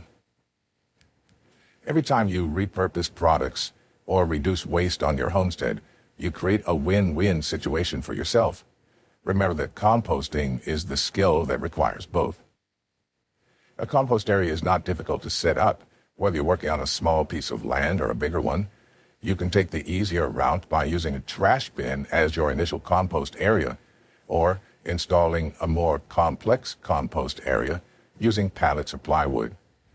Initially, composting skills can be as basic as gathering grass clippings, straw, natural food waste, and other organic materials. When this pile of waste decomposes, then you already have compost soil that can be used as fertilizer for your garden. Making your own compost is cost-efficient and often a more effective way to supply your crops with proper nutrients. For organic farmers, homemade compost lets you have complete control over what's going into the soil to feed your plants. When making compost, use the dried leaves, grass clipping, and lawn debris gathered from your farm or lawn. The compost you make yourself will have a rougher quality to it than store-bought compost. This is a good sign that the compost contains living microbes that are essential for plant life and growth. A lot of the compost you buy from a supplier will have a decent amount of nutrients, but most will lack the vital microbial component. Homemade compost also allows you to customize compost to include more of the nutrients the soil in your field needs, leading to higher yielding crops. If you test your soil and notice the pH levels are too low, you can add in an alkaline matter to bring the levels up. Homemade compost often does a much better job of slowing down or stopping soil erosion. It also adds waterways within the soil, which prevents the topsoil of the ground from baking and cracking when exposed to too much sunlight. Creating your own compost can also be better for the environment and help with climate control. Store-bought compost is made using large, heavy machines that use up a lot of fuel and release a lot of carbon into the atmosphere. When you make compost yourself, you're cutting back on how much fuel and energy waste goes into manufacturer compost. Homemade compost steps. There are 2 types of compost you can make for your farm. Cold compost uses various uncooked food scraps and organic material. These materials are placed into a large bin with a little bit of ground soil and then stored for a year. In the year time frame, the matter begins to decompose, and when it's done, you have rich compost to use on your farm. Hot compost is similar to cold compost, but the process takes just a few months instead of a year. With warm composting, you need 4 main ingredients to create your material: carbon, air, water, and nitrogen. You can also create vermicompost with this method by adding red worms or red whittlers to the compost. You can choose to use one or both of these methods to have plenty of compost to use on your farm year-round. With hot composting, you'll want to make 2 batches a year, one to use at the beginning of your growing season and one to use at the end. Scraps and matter you can use in your compost include uncooked food scraps such as fruit and vegetable peels, coffee grinds, egg shells. These should be dried and then crushed before adding to your compost bin, as they can take much longer to break down than other matter. Grass clipping, dry leaves, plant clippings, finely chopped wood and bark chips, straw, untreated wood sawdust. Things to avoid using in your compost bins: cooked foods, raw meats or poultry, citrus fruit peels or scraps. These can repel earthworms. Onion or garlic scraps can also repel earthworms. Food scraps that have oil or grease on them, plant clippings from diseased plants, pressure-treated wood, sawdust or chips, weeds that produce seeds after they've died, dairy products, domestic animal feces, dog or cat feces. Now that you know what you should and should not include in your composting, follow the steps below to make your homemade compost. For hot compost, have a large enough bin or bins to properly keep your compost. Compost bins can be easily constructed out of pallets, or you can buy large containers and bins for composting. You'll start with gathering enough brown material first. Have at least a 3-foot pile of brown material for hot compost that would be ready in 3 to 6 months. This material will be dried grass and leaves, tree branches, bark, and other dried natural materials. This is the carbon component of your hot compost. Lay green materials on top of the brown. Green materials refer to your kitchen scraps, fresh cut grass clippings, and plant trimmings. The green materials add nitrogen to your compost. When combining the brown and green material, keep it at a 3-to-1 ratio, 3 parts brown, 1 part green. You're just layering the materials at this point. You can do a few layers of each to be sure to maintain the proper ratio of brown to green matter. If the compost looks as though it contains too much moisture or is wet, add in more brown materials. If the mixture is too brown or very dry, add more green materials. Water your compost regularly. Your composition should feel damp and warm, but not wet. Adding too much water to your compost will cause it to rot and not decay properly. You should keep track of the temperature of your compost to ensure it's not becoming too warm or wet and cold using a simple garden thermometer. Your compost should remain close to 130 degrees and not exceed 150 degrees Fahrenheit. When your compost does reach a temperature between 130 and 150 degrees Fahrenheit, you'll need to stir it. Stirring helps minimize the odor that can occur when composting, but it also speeds up the composting process. You'll continue to stir the compost at least once a week or as needed when it reaches the right temperature. Your hot compost will be ready when you have a dark brown mixture that is dry and crumbling. When compost is fully cooked, the temperature should not rise and the mixture should not be giving off heat. For cold compost, start by setting up your compost bins in a storage area. Try to place your compost bins in a shaded area. You'll add material to your bins as they become available. Start with leaves and clippings. If you have a large pile of dried leaves, do not add them all at once. Save some to layer on top of other scraps you add through the weeks. When adding kitchen scraps later, keep them towards the center of the compost bin. You don't have to worry about maintaining a certain ratio of materials. With cold compost, make sure to keep the mixture damp by adding water or fresh grass clippings. If an odor begins to waft from the bin, use a garden fork to flip the materials and allow more oxygen in. Outdoor temperatures will impact how quickly or slowly it takes for your compost to become ready. Those farming in warmer climates, where the temperature stays above freezing, will find their compost is ready quickly. Farmers in colder climates, where the temperature drops below freezing overnight or during the day, will find it can take months longer for the compost to be ready. Cold composting is better for those in colder climates who do not need to have compost ready or on hand for planting, since there may be months when you cannot plant. Apply about 6 inches of compost to your fields at the beginning of your planting season. You can add more throughout the growing season if your soil lacks proper nutrients. You can use any leftover compost you have to make a compost tea. To do this, you'll use unfinished compost. Place the compost into a cloth bag. You don't want the material to escape, but you do want water to flow through the bag and the material. Place these bags of compost into a bin and fill it with water. Leave the compost to steep in the water for 3 days. When steeping is finished, you can use the water as a liquid fertilizer on your plants. Pest control. One of the biggest and most disruptive issues you'll encounter as a farmer would be pests. Pests can include bugs, insects, rodents, deer, and birds who will feast on your crops. You need to take the necessary preventive measures to keep your crops protected from the various pests that will destroy them. Fencing needs to be put up around the perimeter of the crop areas to keep bigger pests away like deer. Using covers over the crops can help deter birds from swooping in and picking off the food. Insects and other bugs are more complex issues.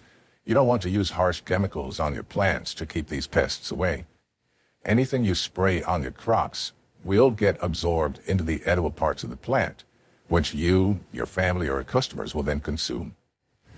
Using various natural remedies is a great alternative, but many will not exclude insects that can benefit your crops. Most pest determinants for keeping bugs away will keep all bugs away, the good and the bad. Rotating crops and planting in different areas of your farm can help minimize pest and weed problems, which can be beneficial to the soil. Knowing how to start your crops right under the best conditions and then nurturing them until harvest is vital for your farm's success. To maintain your farm for years to come, however, there are other elements you need to take care of. Caring for your crops begins with caring for your land. Disease prevention for plants. If you're a keen gardener or want to change your lifestyle to become more self-sustaining, there are many gardening skills you'll find useful. One of the most critical is understanding how to prevent diseases in your garden plants. A healthy plant, which is the main responsibility of an accomplished gardener, is the first and best defense against plant diseases.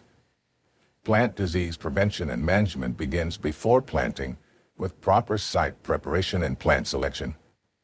A gardener may think that if a plant does not seem normal or as expected, it's unhealthy, and that control measures are required. To properly diagnose plant problems, the gardener must have a thorough understanding of the plant, its current environment, and the common diseases or other problems to which it's prone. Such data could aid in avoiding an incorrect diagnosis, which could result in excessive pesticide application, wasted time and money, and continuing plant degeneration. This booklet instructs gardeners on how to establish and maintain healthy plants and contains a systematic approach to diagnosing and resolving any issues that may arise. Disease is a reaction to something. A plant disease is described as a malfunction in the plant caused by an infectious causative agent, also known as a pathogen, causing chronic irritation. Plant disease can manifest itself in various ways, affecting the plant's capacity to yield, reproduce, and grow properly.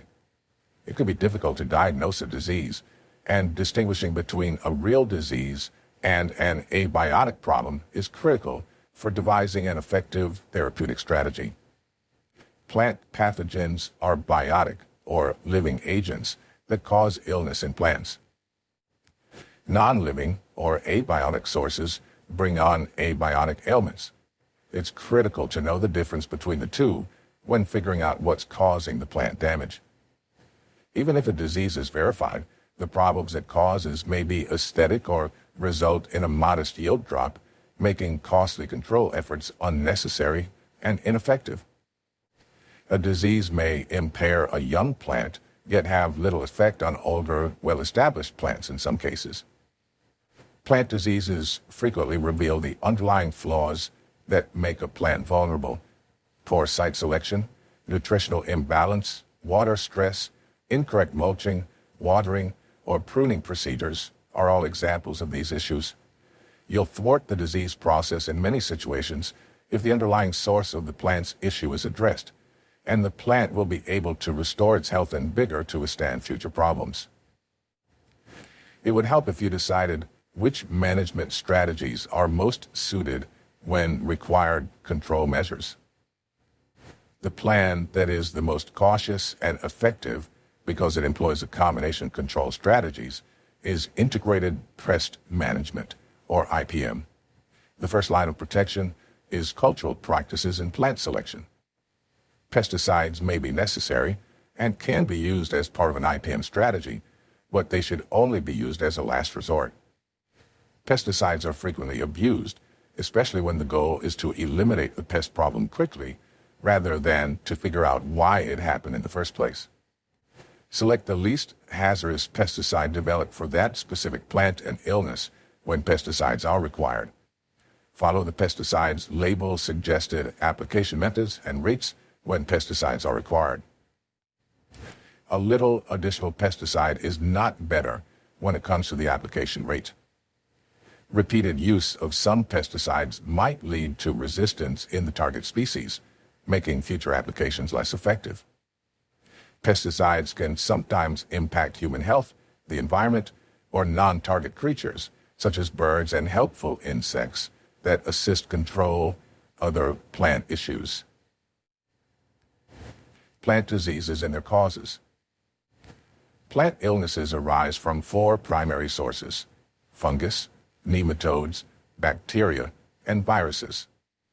Viruses are commonly associated with human or animal illnesses, such as colds, kennel cough, or the flu, and many people are not able to or need to differentiate between viruses and bacteria. Both bacteria and viruses are microscopic, but they pose a significant risk to all living creatures. Many plants, however, have evolved a natural defense against pests, both conventional animal and microscopic enemies. This is less true of cultivated plants. Insects, water, wind, and humans can all transmit bacteria and viruses to plants, often through contact, but also through water and applied fertilizers. Fungal spores can also be dangerous, and most are too small to be seen through the naked eye. However, fungal spores may be transmitted through bird feces and insects. Temperature and humidity contribute to the growth of fungi on plants and in the soils near the plants. Due to high humidity and warmth being more pronounced in sheltered areas, many plants in enclosed, damp areas experience fungal growth. This may be seen on cucumber, pumpkin, and squash leaves. Nematodes, small animals that look like little worms, live in the soil and among the fibrous roots of many plants. They are visible to the naked eye, but still minuscule. Gnawing on the roots of plants, the same way a caterpillar gnaws on leaves, these nematodes can do serious harm to or kill tomatoes, cucumbers, beans, and other plants with similar roots. Larger versions of nematodes, cutworms, and other invasive worms contribute to many home garden crop failures. Plant disease symptoms. Plant diseases attack roots, stems, leaves, and flowers, showing up in a variety of symptoms and appearances, from nodes to powdery dust, from shriveled leaves to dying plants. They attack throughout the growing season and occasionally continue to spread in the soil or humus after the plant has died. Others invade the seeds themselves, readying their attack for the growing season. If you fail to respond to the first symptoms of the disease, you risk contaminating the balance of your crop. Disease prevention. Fertilize and water your plants appropriately to keep them healthy. Healthy plants are less susceptible to illness than those that are weak. It's best to irrigate the garden with trickle irrigation or running water between the rows. Do not saturate the leaves with water. This will only foster the spread of disease. Sprinkle the plants before 10 a.m. if necessary. Avoid growing vegetable variants in regions where the same vegetable or vegetables from the same plant family have been grown in the previous 24 months. Planting in a raised bed is the best option. This permits excess water to drain away from the roots, preventing various root illnesses and fruit rots. Train the vegetables to grow erect on cages or trellises whenever possible. This prevents the fruit from coming into contact with the ground, which helps to prevent fruit rot. When disease-resistant cultivars are available, plant them. Crop care products may be reduced or eliminated due to resistant cultivars. Viruses, bacteria, and fungi are in charge of the environment.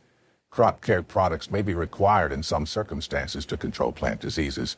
Use these products sparingly and only when necessary. Carefully read and follow the product label.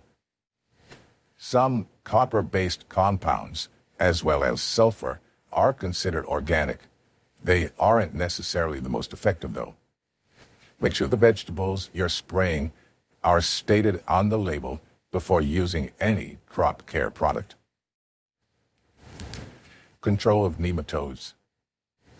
The best way to control nematodes in the soil is to use a mix of actions to lower the nematode population to levels that do not severely harm the plants. Gardeners can minimize the number of nematodes in their soil by employing one or more of the following methods. Plant vegetables that are resistant to nematodes. Plants that aren't nematode hosts should be rotated with susceptible kinds. Cultivating the soil after harvest not only aerates the soil, but helps to eliminate moisture that may contain pathogens. Cover the soil with transparent plastic during June, July, August, or September, and keep it in place for 6 to 8 weeks. It would be best to plant Elban rye in the fall and early winter. Nematodes are nearly impossible to eradicate manually. They often recur annually due to egg or larva deposits in the soil, requiring you to respond each year.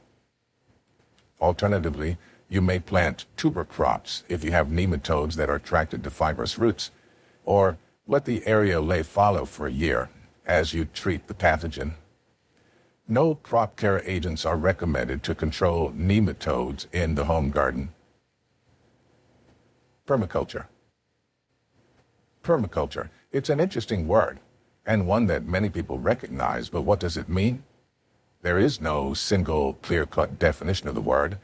Through the years, many definitions have been put forward. The term was first coined in the 1970s by Bill Mollison and David Holmgren. It was originally intended as a verbal contraction of the words permanent and agriculture. You can later expand the concept to include culture instead of agriculture. The intent was to convey a notion of permanency and sustainability, first in humanity's agricultural endeavors and later in its cultural ones. One of the first formal attempts at definition came from Bill Mollison himself. The conscious design and maintenance of agriculturally productive systems which have the diversity, stability, and resilience of natural ecosystems. It is the harmonious integration of the landscape with people, providing their food, energy, shelter, and other material and non-material needs sustainably. It also uses nature and its systems as models for other human endeavors. In other words, permaculture starts as an agricultural attempt to live in harmony with nature. At this point, it expands to pervade our concept of culture. To model a business after an organism or an economy after an ecosystem, you're thinking like a permaculture enthusiast, also called a permie. Today, permaculture is far more than just a novel approach to agriculture. It is instead a philosophical approach to living that can influence many different aspects of your life. The history of permaculture. Bill Mollison and David Holmgren are widely recognized as the founders of the permaculture movement, but it does have roots that go back further. For example, in 1964, P.A. Yeomans of Australia authored the book Water for Every Farm, which proved influential for the permaculture movement. Another influential contributor was Joseph Russell Smith, a man who ran several experiments on effectively raising crops using mixed systems of animals, trees, and other plants. However, Mollison and Holmgren were the ones who put the philosophy of permaculture on the map with their 1978 book, Permaculture 1. Bill Mollison, a professor, studied and taught in the fields of environmental psychology and biogeography at the University of Tasmania. While there, he met a graduate student named David Holmgren. Working together, they developed many of the principles and methods of permaculture that are still used worldwide today. Although many scientific circles have criticized Mollison's and Holmgren's work and permaculture practices in general, the permaculture field remains a popular approach to holistic living and agriculture. The three basic tenets of permaculture. Permaculture provides a philosophical approach to agriculture and living. It's grounded in three basic tenets. 1, care for the earth. This is pretty basic and self-explanatory. We have but one planet to call home, and we can't afford to ruin it. That would be disastrous for humanity and all other living things on the planet. Permaculture calls on us to care for the earth so that we can continue to live on it in harmony. 2, care for the people. No man is an island entire of itself. J. Donne. We live in our respective communities, large and small. The permaculture approach encourages us to engage with our society to better our community, including the global community we are all a part of. 3, take your fair share and return the excess. The last tenet encourages us to take what we need and not just whatever we want, returning what we do not need so that others can benefit too. This includes people, animals, and plant life. If we have excess, we're encouraged to return it to the system to grow, and everyone can share in it. Other permaculture considerations. The distinct elements of permaculture differ from the three tenets. They constitute the practical consequences of applying the three tenets. However, there is no uniform agreement on which elements are relevant and foundational. One permaculture enthusiast might endorse all, while another may only work with one or two. That does not mean that one is right and another is wrong. Using the elements means doing what is best for you and your environment to live within the three tenets and promote the permaculture movement. 5 elements of permaculture philosophy. As an example, consider the following set of 5 elements of permaculture for a modern farmer. Closed-loop systems. A closed-loop system is a system that uses every available resource and avoids all waste. It is a closed loop because the system loops around through the system and never exits. Look at a farm and divide it into inputs and outputs. Labor and fertilizer, as well as seed from your hand, would constitute inputs. The food you eat from the farm would constitute outputs. Think about growing plants from seeds and then using the seeds from these plants for your crops the next year, or feeding crops to animals and using the manure to fertilize the next growth. Closed-loop systems turn waste to their advantage, and everything in them has a purpose. Perennial crops. Using perennial plants instead of annuals spares the soil from repeated tilling. Soil needs time to build up nutrients, and constant farming can strip fertility soil. Multiple functions. This element advocates getting as many uses as possible out of every component of your permaculture system. For example, your fruit-bearing trees can provide shade for plants that need it, while serving as a windbreak for another part of the yard. Eco-earthworks. The flow and use of water are a major concern. To redirect flowing rainwater or runoff, you can build earthworks into the ground. Terraces can be dug out on steep land, while more moderate slopes can be served with shallow ditches called swales. It all serves one purpose: using the naturally provided water to the best effect, collecting and utilizing rainwater and other natural water sources while eliminating other waste. Let nature do the work for you. It's a common maxim: work smarter, not harder. Permaculture takes this and gives it a new twist. You don't have to work so much if you get nature to do the work for you. For example, one can use livestock, like chickens, and set them loose to clear an area of unwanted pests while also cutting the grass. Once the chickens are well fed, you can move them to another area. The area they were just in will be removed of plants, pests, and weeds, and fertilized with chicken feces. Now you can go ahead and plant without having to do all the proviso work by yourself. Why is permaculture important? Now that you have some idea of what permaculture entails, maybe we should talk about why you should consider adopting it as a lifestyle. Why is it important for you? What are its most immediate benefits? There are numerous advantages to adopting a permaculture lifestyle. First, it provides an excellent creative outlet. Gardening alone is a great form of physical activity, and applying permaculture principles to both gardening and your lifestyle makes both endeavors all the more rewarding. Permaculture also helps your land become more productive. This can help defray your cost of living and provide a sense of accomplishment. It can also help you reclaim damaged areas of your land and improve its aesthetic appeal. Not only do permaculture gardens provide an abundance of resources, but they also provide beauty. Also, as you work on your property, you will acquire skills that will help you design and nurture any type of land to maximize its potential. It will become an acquired life skill. You will gain skills in both gardening methods and animal husbandry. If you are already engaged in farming or gardening, adopting a permaculture approach will help reduce the work you have to do. This factor becomes all the more pronounced the more you expand into other areas of your life. As you learn to work with nature instead of against it, you can harness its natural force to even greater effect.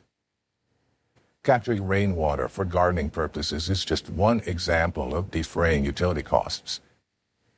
Finally, you'll become a more positive force for the benefit of the environment. You'll reduce your environmental impact because what you produce yourself need not be produced elsewhere and then transported to you. This results in fewer fuel costs, less energy expended, and an all-around more sustainable environment. You'll find yourself more in tune with your surrounding ecological systems, and instead of exploiting these systems, you'll be able to live within them. Difference between organic farming and permaculture lifestyle. Many people involved in permaculture split hairs, and rightly so, differentiating between the permaculture lifestyle and simple organic farming. How do they differ? How are they the same? Both systems are rooted in environmental awareness. However, the depth of environmental impact in the mindset and lifestyles of the respective methods is what sets the two apart. Although permaculture is most assuredly influenced by organic farming, it takes several more steps down the path of environmental consideration. Organic farming. In organic farming, an emphasis is placed on using natural fertilizers and avoiding synthetic pesticides and other harmful chemicals. However, every crop grown and harvested will result in a loss of minerals and nutrients from the soil. As stated previously, you should try to keep your inputs lower than or equal to your outputs to build a rich and self-sustaining garden system. Permaculture. Permaculture is different than organic gardening. It doesn't just use natural fertilizer. It uses on-site waste products as fertilizer. This lowers dependence on external inputs. Permaculture also stresses planning and foresight in the design of your garden, especially concerning the required physical labor. This reduces energy input and challenging repetitive work. Reducing ecological damage and developing an interesting, varied lifestyle of self-sufficiency can become a motivating closed loop. Permaculture seeks to harness the abilities of all types of people. It's not a system that relies solely on those who are young enough and strong enough for hard physical labor like digging. Permaculture seeks to imitate nature. Plants are rarely planted in rows. Instead, they're grown together and become a complicated ecosystem interwoven in such a way as to conserve space, soil, and water. In a permaculture garden, natural energies such as sunshine, water, wind, and foliage are used and maximized. A permaculture system does not seek to serve the nutritional needs of humans and humans alone. A functioning component of the larger environment is providing habitat and food for local birds and animals. Think about it. Which is more efficient? Spending all your time trying to keep pesky birds out of your garden and away from your seeds and tomatoes, or growing your garden with those animals in mind and accepting that some of your product will go towards feeding them? One path results in hours of potentially fruitless labor, while the other involves a little bit of extra planning and planting. However, that work can come in handy, as you can naturally take care of fewer worries down the road with things like pest control. The key is not deterring other wildlife, but investigating what benefits additional wildlife can bring. Another critical distinction between organic farming and permaculture is that permaculture goes beyond the simple act of growing food. It involves a philosophical approach to living that, if you allow it, can influence many aspects of your daily life. As a dedicated permaculture enthusiast, you may find an opportunity to use the philosophical principles of permaculture in many unexpected ways. Being environmentally conscious when shopping is only the beginning. Perhaps you start by being a little more discerning about the products you purchase and how they affect the environment. Next, you develop the habit of recycling and reusing those products you once threw out without much thought. Paper products get composted, and egg cartons become seedling trays. Extra garbage containers can become rain receptacles for your garden. If you own a wood stove or fire pit, the ash from either of those can be a rich resource of phosphorus, beneficial to soil nutrition for your garden.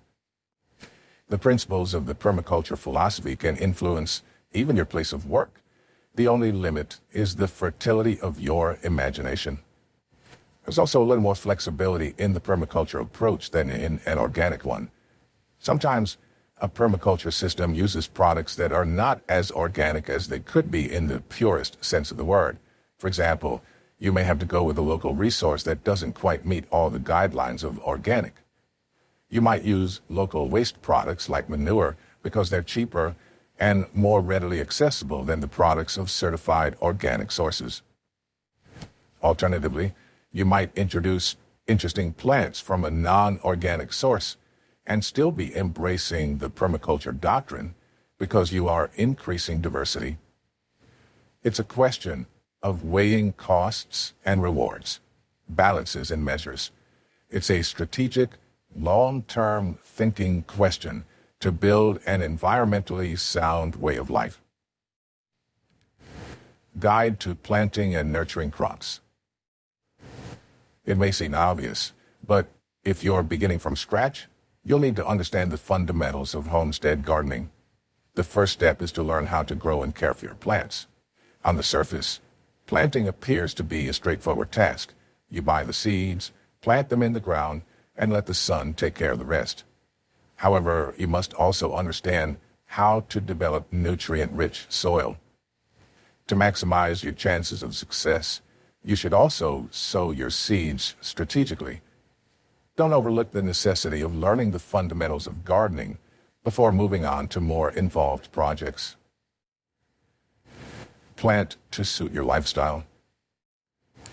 While it's true that many plants require good soil, sunlight, and water to survive, deciphering plant care isn't so straightforward.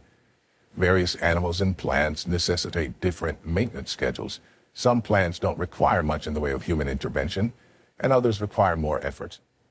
Before you get started, consider the characteristics that constitute your homestead. If your garden doesn't get much direct sunlight, learn about plants that flourish in the shade, such as begonias and caladiums. Choose plants that thrive in direct sunlight if you anticipate full sun circumstances. Choose seeds that thrive on their own if you want to save time and effort. Examine the limitations of your garden. There are no two homesteads alike. Even if you spend numerous hours looking for guidance, you may discover that not all of it applies to your situation. Spend some time looking over your garden and identifying the weak points. If you have a small yard, create a raised garden to enhance the quality of plantable square feet in your yard. If your soil isn't the healthiest, consider composting and adding nutrients to it.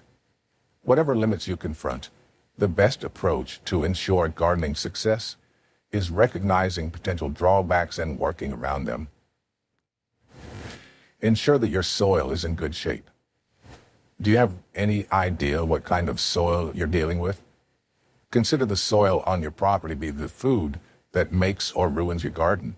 If your soil is deficient in nutrients, you'll have difficulty growing healthy and productive plants. If you're not sure how healthy your soil is, run a test. Healthy soil comprises a blend of compost, vermiculite, and peat moss as a general rule. You can add compost to your landscape to give trash a useful purpose. If it is properly hydrated, healthy soil will contain enough moisture. Planting companions for research. It's always helpful to have assistance when you're just getting started with your garden. Companion planting provides unanticipated help you may not realize you need. When certain plants are planted together, they aid one another's growth. Shorter plants can benefit from the shade provided by taller plants, while others may act as a pest deterrent. Companion planting is the process of strategically growing plants adjacent to one another to reap the benefits, regardless of the reward. Maintain consistently. Your homestead's garden will require assistance as it grows. Maintaining optimum nutrition levels and watering crops is your responsibility. However, your garden also necessitates routine maintenance. Keep pests and weeds at bay because they can deplete your garden's nutrients. Even if you choose to grow organically, you should utilize natural methods to control weeds and clean your area. Gardening is a fun and useful pastime that allows you to enjoy the rewards of your effort once you get started. After you've mastered the fundamentals, you may work on being a pro gardener. Harvesting the right way.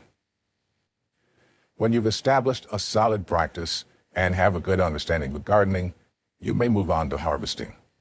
When you're ready to harvest your garden, start by determining whether to use the entire plant or only its food-providing portion. You can't take too many steps back, but there's no reason not to put your best foot forward. Harvesting fruits and vegetables involves removing all or part of the plant to obtain the edible portion. To harvest flowers, such as tomatoes, leave multiple flowering vines surrounding each fruit. Take only those vines that produce tomatoes and cut them back eventually to allow more growth. Harvesting fruits and vegetables is the most fundamental step of homesteading. For example, you won't reach your goals if pests or plant diseases reduce crop yields. From a cook's perspective, it can be helpful if you prefer green beans to asparagus to know how old they are. As you become more familiar with harvesting, you'll gain better insight into which plants need to be harvested at different periods in their lives. You may harvest some crops at specific times for peak flavor or nutrition. Others require different maintenance schedules to ensure maximum potential at all times in their lives. The best way to learn how to harvest is to practice harvesting the same crop from different plants. This will allow you to see what works and what doesn't. Practice advanced gardening techniques. Gardeners interested in expanding their skills beyond harvesting must also learn more advanced gardening techniques. These include building compost piles, extending the growing season, and controlling pests. While these techniques aren't necessary for all seasoned gardeners, they can be highly rewarding if your garden is well developed and you are willing to put in the time required. As you become more experienced at gardening, you'll likely look for ways to expand your garden's capacity.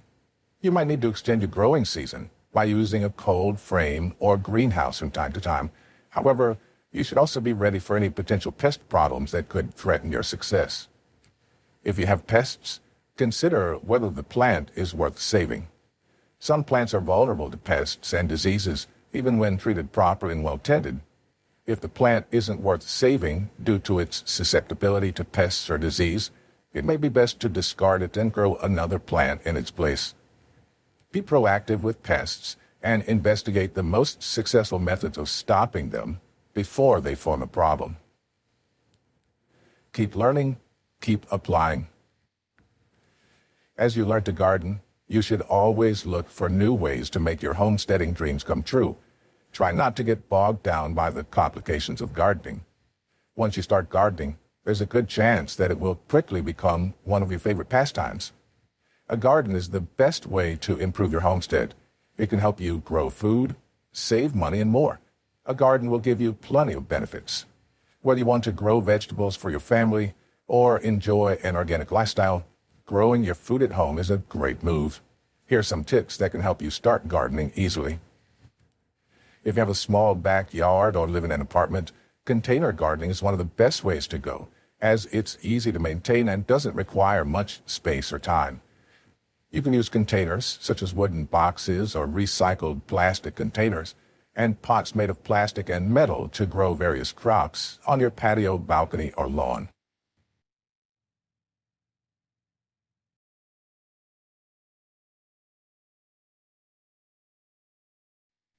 Chapter 4, Soil Development and Care.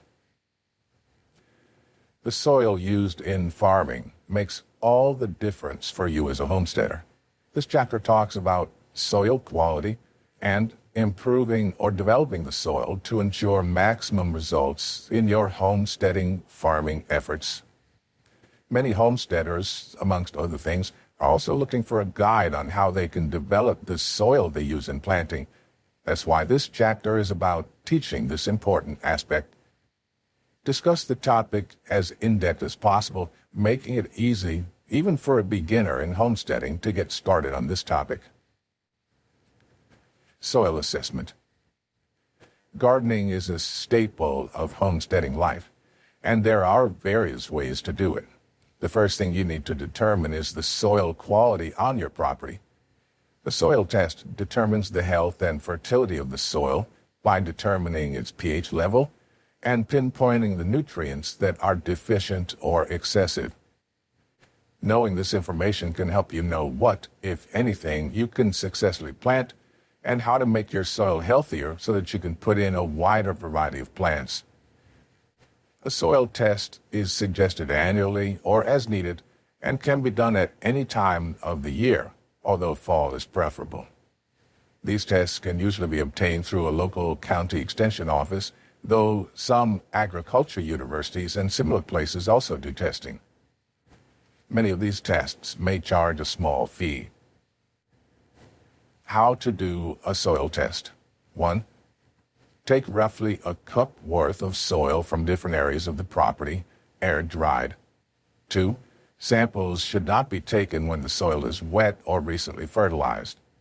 3. Store it in an airtight container or Ziploc bag. 4. Label each sample with the area of the property that it came from and the collection date. 5. Test for pH level. Effectively tests how acidic the soil is. Testing pH levels. For this, you'll need a pH strip, which you can buy in your local pharmacies. 1. Pour in distilled water. 2. Stir or swirl vigorously. 3. Rest for 30 minutes. 4. Pour the soil sample into a clean glass via a coffee filter. 5. Ensure that you're capturing solids while allowing liquid to pass. 6. Dip the test strip in. 7. Pay attention to the instructions of the box for how long to soak the strip. This usually takes less than a minute or two. 8. Compare the color to the pH chart on the packaging. Soil with a pH level between 6 and 6.5 will generally contain all the major nutrients that most plants need.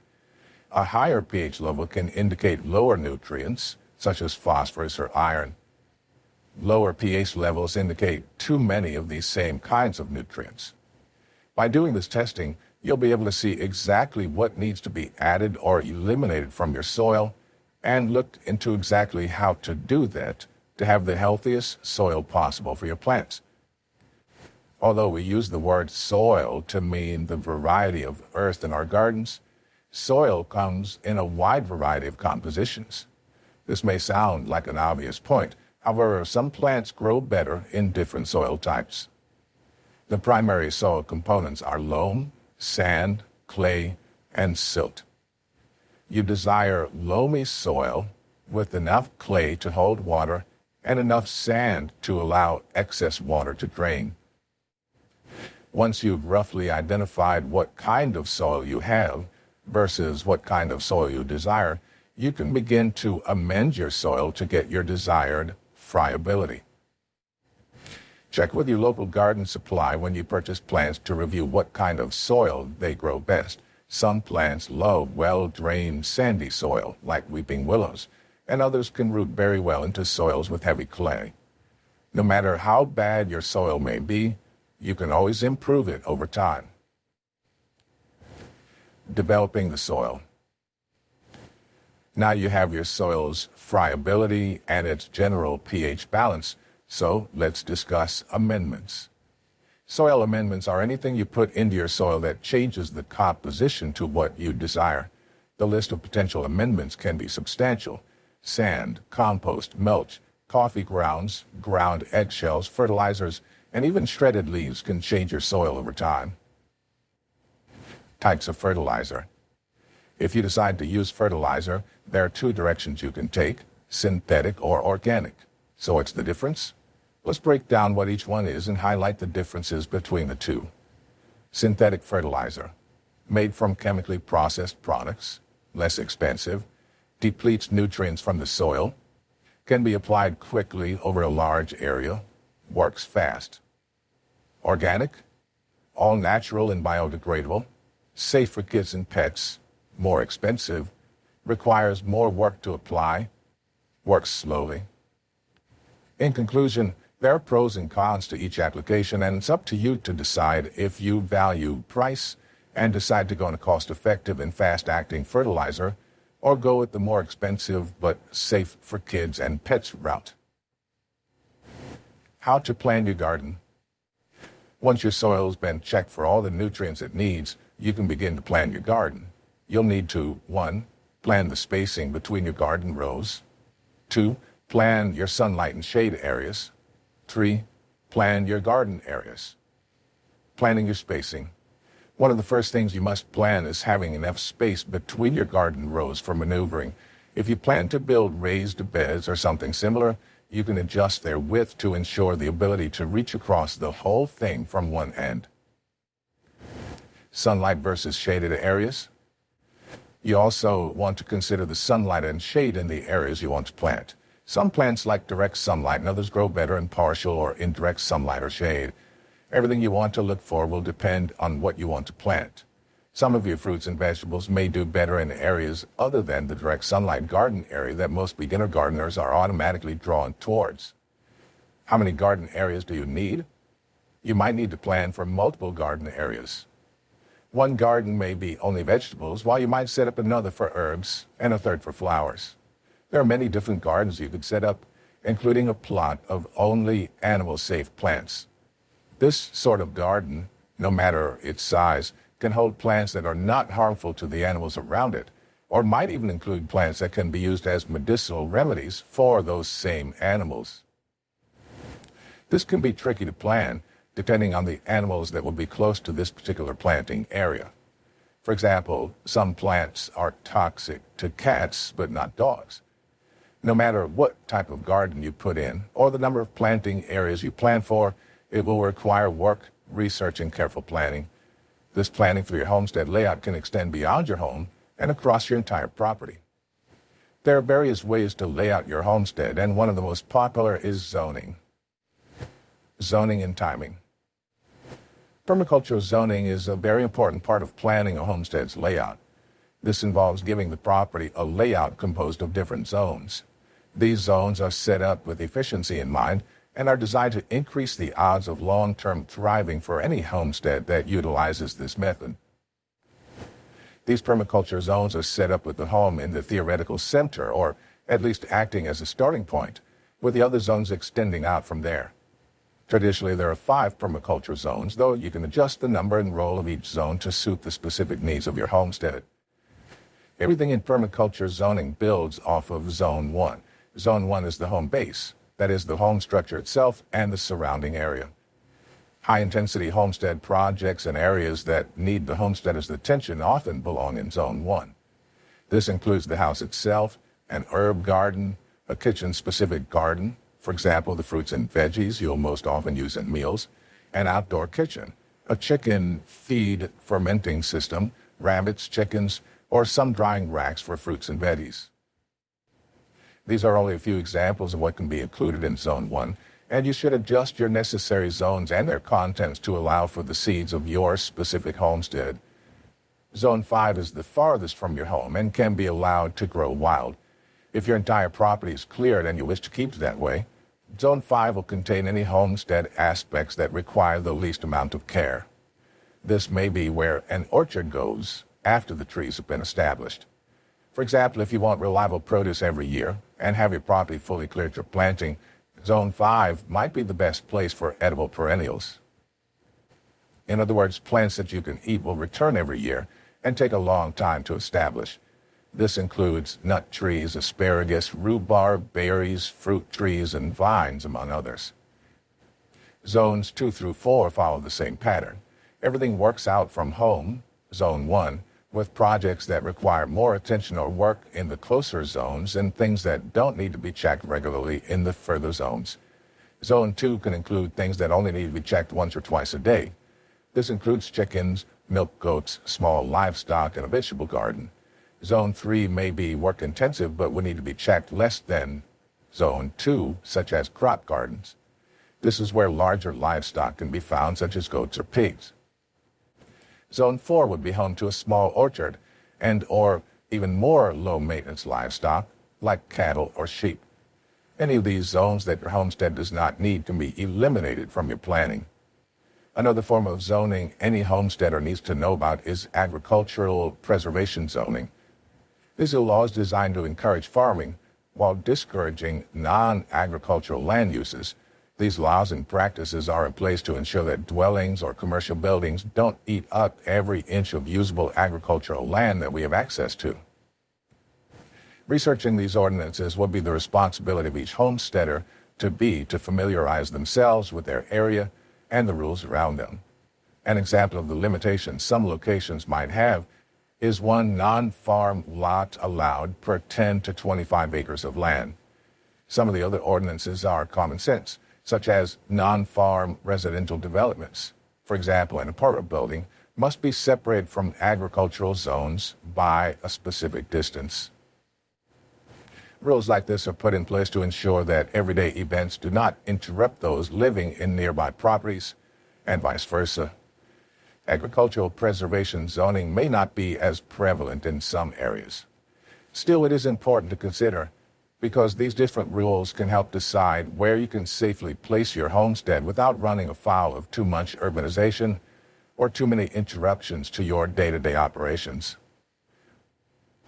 This type of zoning may be more common in rural areas because it's specifically designed to maintain and encourage the productive use of agricultural land.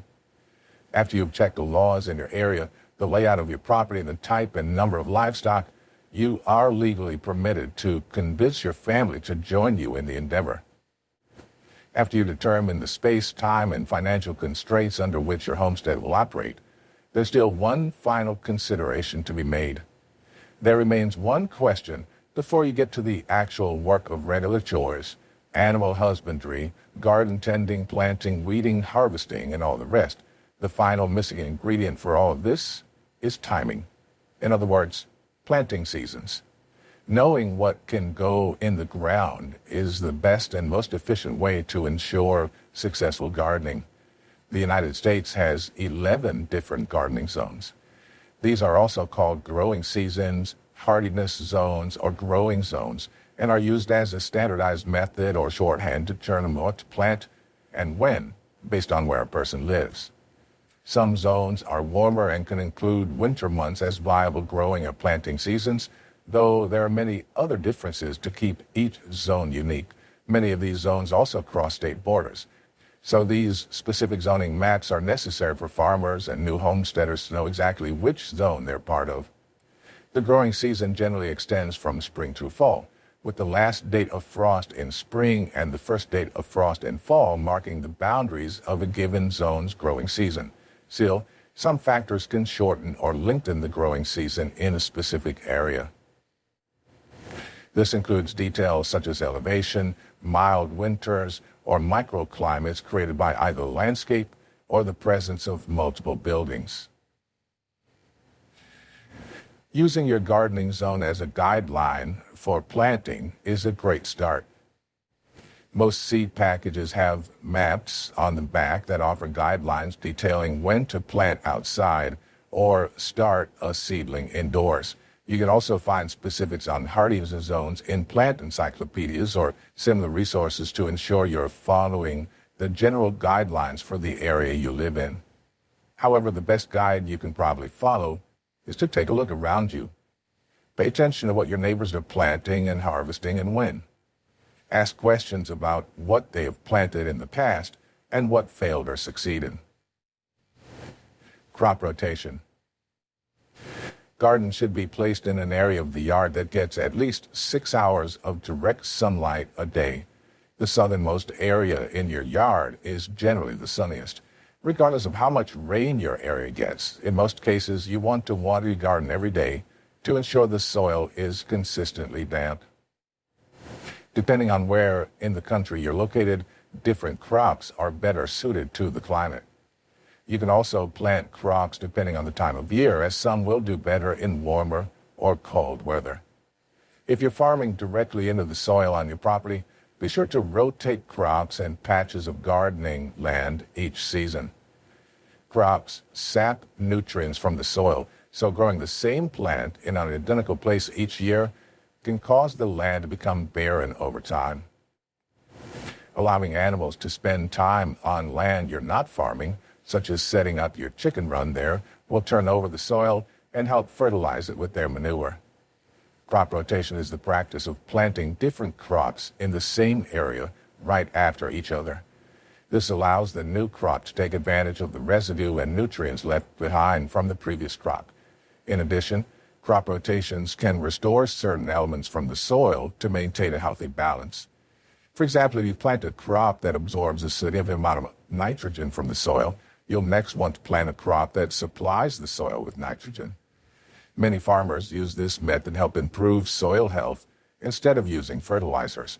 This can cut back on business expenses since you don't have to spend on fertilizers as often or as much as you typically would. Since crops will also have different root systems, planting crops with a deep root system followed by a crop with a shallow root system will prevent the soil from becoming depleted. This approach also helps improve drainage and water retention of the soil. Farmers can benefit from a crop rotation plan because it consistently has something growing and ready to harvest all year round. Diversifying crops in this manner can protect you from economic hardships and a steady stream of income. This also allows you to make money and improve the physical components of the land. You may also find that consistent crop rotation produces higher yielding crops.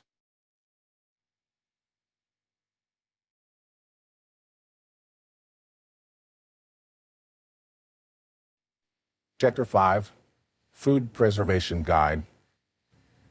It's not just enough to grow food. Homesteaders must also know how to preserve them for a long time to avoid losing money on food waste. This chapter explains different food preservation methods and guides the readers on how to get started practicing each of the methods.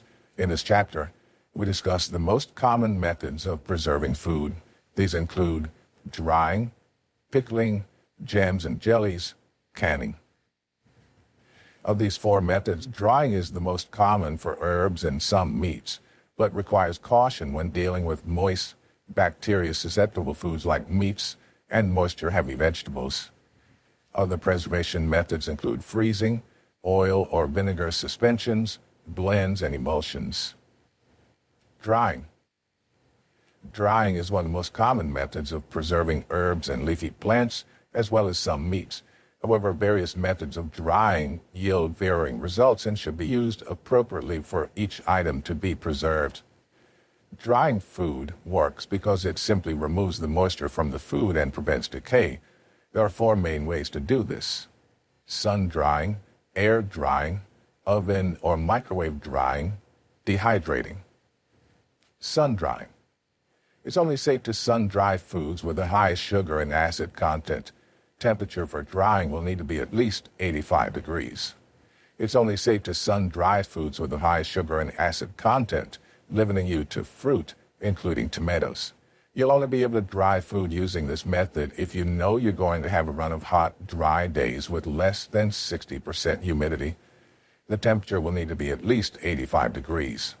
Slice your fruit, place it on a stainless steel sheet or a fiberglass or plastic screen, and leave it out in the sun, turning occasionally. Sun drying is perfect if you live in California like me, but not a method open to you if you live somewhere with a less sunny climate. Air drying. Ideal for drying leafy herbs. Needs a dark, warm, dust-free place with good circulation to dry. Screens may be used for drying some plants.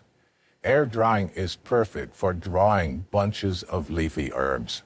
You'll need to hang them somewhere dark, dust-free, and warm to dry them effectively, and you'll need to ensure that there's good air circulation in the room. You may also use a screen to dry smaller leaves and stemless bunches. Oven or microwave drying. Using a microwave or oven to dry food requires setting the microwave or oven to its lowest possible power setting. How much success you'll have with oven and microwave drying slightly depends on your device.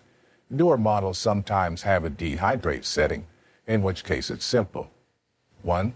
Set your device to dehydrate at 140 degrees Fahrenheit and place a lined tray of thinly sliced fruits or vegetables inside.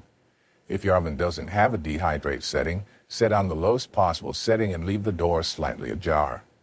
Switch your trays around every half hour or so and keep a close eye on your products so you can stop them from scorching. Bear in mind that this isn't a particular energy-efficient way of drying food, so if you think you'll be doing it often, it might be wise to invest in a dehydrator. Dehydrating. Used to dry fruits, vegetables, and herbs. Energy efficient with multiple drying trays. Foods should be smaller or thin. There's a gadget for everything these days, and dehydrating is no exception. In fact, it's a perfect example of how to integrate modern technology into a self-sufficient lifestyle. Electric dehydrators can be used for drying fruits, vegetables, and herbs, and the best ones have a thermostat to allow you maximum control. Dehydrators are energy efficient, relatively quiet, and most have 3 to 5 trays for dehydrating foods. Simply slice your food thinly or spread berries, leaves, or roots evenly and layer them on the internal trays. Then just follow the instructions that come with your dehydrator. Preparing food for drying. Wash, dry, and slice foods. Blanch some foods or dip them in ascorbic acid. Marinate fish and meat before drying. Precise preparation methods will depend on the ingredient, but broadly speaking, vegetables and fruits will need to be washed, dried, and sliced. You'll need to blanch to produce light color, which will prevent browning, and you can then dry them gently. To prevent oxidations, you can also dip fruit in ascorbic acid or citric fruit juice. If you intend to dry fish or meat, You'll want to marinate and cook this according to your recipe first. Temperatures for drying food. If you're oven drying or using a dehydrator, using the right temperature is important to avoid the chance of bacterial growth or foods becoming too hard on the outside, leaving moisture trapped within. As a rough guide, here are the ideal temperatures for drying different types of foods. Herbs, 95 degrees. Vegetables, 125 degrees. Legumes, 125 degrees. Fruits, 135 degrees. Grains, 145 degrees. Cooked meats, 145 degrees. Raw meats and seafood, 160 degrees. Poultry, 165 degrees. Conditioning, storing, and using dried foods. Moisture content, thickness, and density determine how uniformly foods will dry. To ensure that your foods are sufficiently dehydrated, condition them by following these steps. 1. Mix all similar pieces in an airtight container. 2. Shake container weekly to distribute moisture. 3. Re-dry contents if condensation appears. 4. Store in Ziploc bags and remove air. Not every piece of food will dry at the same rate, so some will contain a higher degree of moisture after drying. This is a problem because they may grow mold and infect the rest of the batch. This is easily solved by conditioning, a process during which the moisture will equalize across all pieces. Conditioning sounds much more complex than it is, but in fact, it's so straightforward that it makes no sense to skip it. All you do is put the food in an airtight container and shake it daily for a week. This will ensure that moisture is distributed evenly throughout the batch. If you notice condensation in the container, you'll need to re-dry the batch. Once you've conditioned your food, it can be stored in airtight containers, ideally in a dark place. If you live in a particularly humid area, you may find that it's better to use Ziploc bags than containers, as you'll be able to squeeze out the excess air. Dried foods should keep well for up to a year, but the more moisture in the food, the shorter it will keep. You can eat dried food as it is, or it can be rehydrated in water. Think of adding dried mushrooms to a stew or sauce. You can also grind it into a powder before adding water into a smooth sauce. I love using tomatoes like this because you can get an incredibly rich, concentrated sauce from ground, dried tomatoes. Foods that can and can't be dried. Most foods can be hydrated. Do not dehydrate fats or fat-rich nuts and fruits. Do not dehydrate dairy or eggs.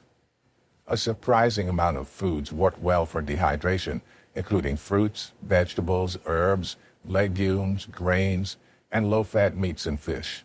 However, a few foods don't dehydrate well, and you should avoid these. Avoid drawing fats, as these don't evaporate, which will mean too much moisture will remain in the food for it to dry safely.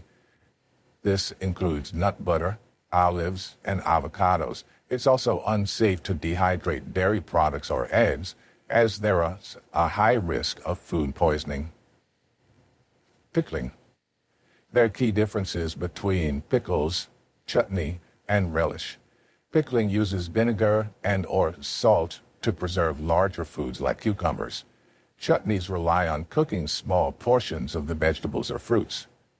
Relishes rely on both pickling and cooking techniques.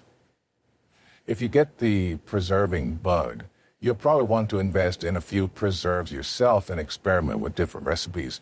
However, if you're new to the art, I simply want to provide you with a short introduction, as it's a great way to preserve a strong harvest or a good haul from the farmer's market.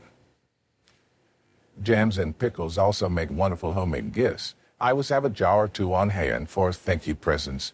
The quantities and instructions that you will use vary according to the product you want to preserve.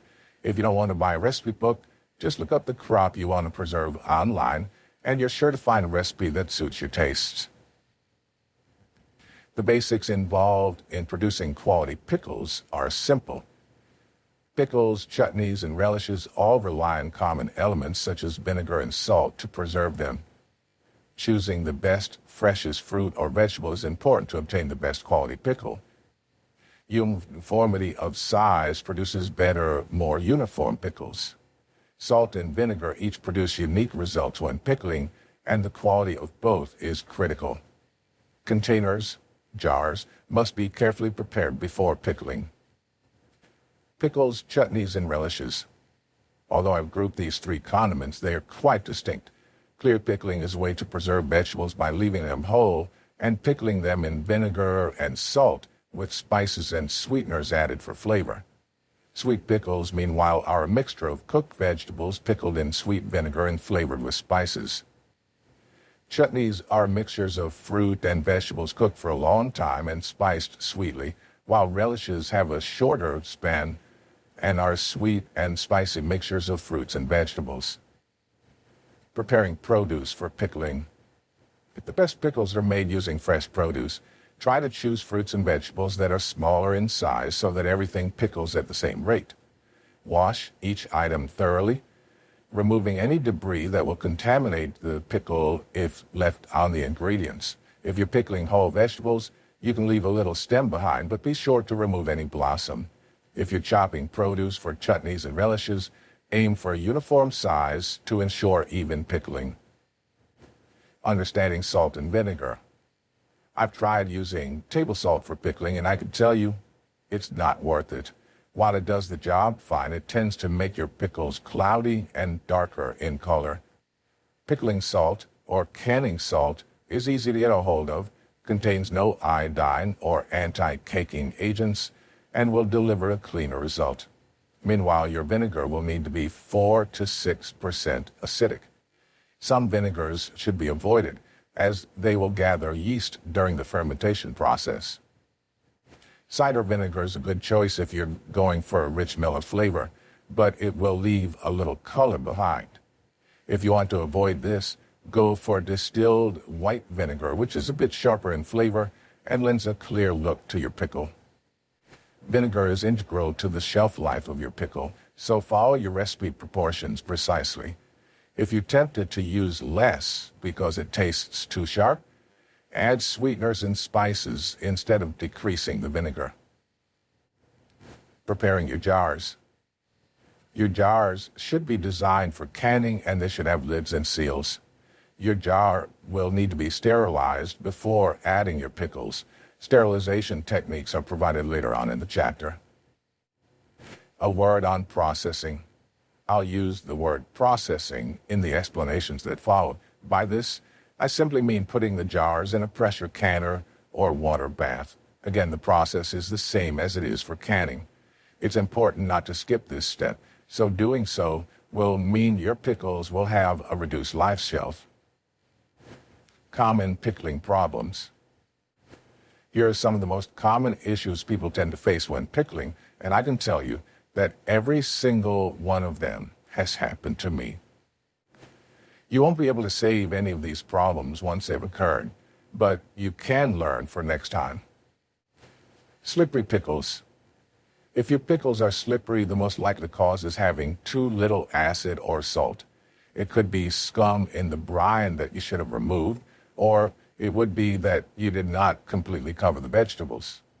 Other possible causes are improper processing or storing the pickles in too warm an environment. How are pickles? This is probably the fault of the produce. Too much time may have passed between harvesting and pickling, or they may not have developed properly in the first place. It could also be that your pickling brine wasn't strong enough. Shriveled pickles. The most likely cause of this is that your brine was either too sweet, too salty, or too vinegary. It could also be that the pickle was overprocessed, or the vegetables were too old to begin with. Dark pickles. If you use ground spices, your pickles are likely to come out dark, and this will also happen if you use too many spices. Dark pickles should also result from too much salt, the use of table salt, or overcooking. Pale pickles. This is most likely the fault of the produce. Perhaps it was poor quality, or it was too mature when you pickled it. Pickling is a craft that you get a feel for over time. Don't be put off by your mistakes. Simply learn next time and keep trying new recipes. You'll be gifting your relatives pickles in no time. Jams, jellies, and preserves. Steps to make quality jams. 1. Select berries and fruits of uniform quality that are at an equal stage of ripening. 2. Wash the jars and lids thoroughly, rinsing carefully to eliminate soap residue. 3. Wash, cull, and hull the fruit. 4. Crush fruits and berries to an even consistency, appropriate to the type of jam you want to make. 5. Measure the exact amount of sugar required for the recipe. Dependent upon the sweetness of the fruits used, a little extra sugar will make a heavier preserve. 6. Mix the berry mash with the pectin and cook slowly to a full boil, making sure not to scorch the mixture. 7. Immerse the lids in warm but not boiling water to soften the gasket rings. They should already have been washed and sterilized in step 2. 8. Add the balance of sugar required for the recipe and bring to a rolling boil carefully for 1 to 2 minutes. 9. Skim off any foam that forms in the mixture. 10. Test for gel or thickness. 11.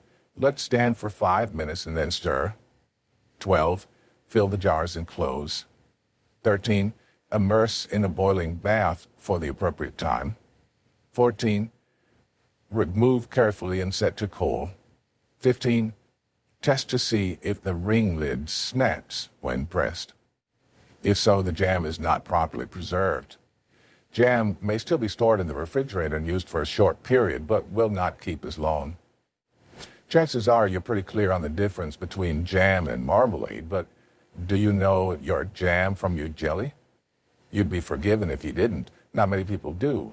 And we don't help ourselves with the trusted peanut butter and jelly sandwich. Most of the time, it's peanut butter and jam sandwiches. So let's get it straight once and for all. In a jam, the fruit is mashed, but remains in the final product. However, the juice is strained in jelly and the fruit is removed, so the final product contains no solid pieces. In a preserve, the fruit stays whole. However, the reality is that soft fruits break down pretty quickly during processing, so it's difficult to spot much of a difference between, for example, a blackberry jam and a blackberry preserve, save for straining or mashing. However, the process is the same for all three products.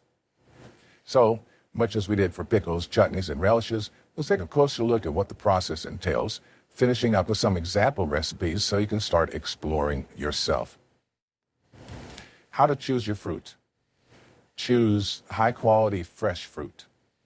Select tree or plant-ripened fruits where feasible. Use fruits that are naturally high in pectin and acid like citrus fruits and apples. Quality matters when it comes to preserving, so whether it's your harvest or a market haul, you want to make sure you choose the best pickings. You have an advantage if you're using homegrown fruit or fruit from a local market, as grocery store fruit is usually picked when it's green and left to ripen as it's shipped. The problem with this is that neither the nutritional profile nor the flavor is at its best. The most nutritious and flavorful fruit is tree ripened, and it's also the best for making jams and jellies because the natural pectin and acids are at their peak. Pectin is a naturally occurring starch. Fruits, like grapes and apples, contain it in abundance, but others, like blueberries and strawberries, don't. The best fruits for making jams, jellies, and preserves are high in pectin and high in acid. However, you can add pectin and lemon juice for acidity to reach the right balance. Until you have a feel for what works, your best bet is to follow a recipe that will tell you exactly what additional ingredients you'll need. However, it's best to be aware of some likely contenders ahead of time. As well as your fruit, you'll need sugar or a substitute like maple syrup, honey, or stevia. If you intend to use low-acid fruits, you also need add lemon juice to get a good set. Lastly, you'll need pectin. You can either buy jam sugar, which already has added commercial pectin, or a substitute made from apples or cornstarch. How to prepare your produce. Wash all fruits thoroughly. 2. Cull any deteriorated bits and pieces. 3. Peel and chop produce, based on recipe directions. 4. Use large chunks for jellies and smaller pieces for jams. I like making jams and jellies, but it has to be said, if you have a big harvest to deal with, preparing the fruit can get a bit tedious. Find yourself a good podcast to listen to or something else to distract you so you're not tempted to cut corners. You need to wash all the fruit, removing any bits that have gone bad, but don't do this until you're ready to use it. You'll then need to peel and chop your fruit as appropriate, but the process here will vary depending on what you're making. For jelly, you'll be using whole berries and larger fruit in chunks, but you won't need to worry too much about the uniform sizes. For jams and preserves, you need to follow your recipe's directions, but larger fruits will generally need to be in smaller pieces and uniformly sized. Jars and processing. Preparing your jars before you begin is essential, but the process is identical to that required for preparing jars for pickling. The methods are also the same once you get to the processing stage. Common preserving problems. No jam-making journey is complete without a few disasters, but don't lose heart if you run into a few. Here are some common ones so you know what to expect. Jam won't set. You simply need to evaporate a bit more water, and you can do this by just cooking it for a bit longer. You may also opt to use more pectin in the mixture, as long as you monitor it and it doesn't catch and burn. Don't be afraid to extend the recipe's cooking time as much as you might need. Jam scorches. If it still tastes okay, just transfer it to a different saucepan and carry on cooking it. Keep stirring it to avoid the problem happening again. High sugar content burns easily, so you can reduce heat or use a separate grate when cooking.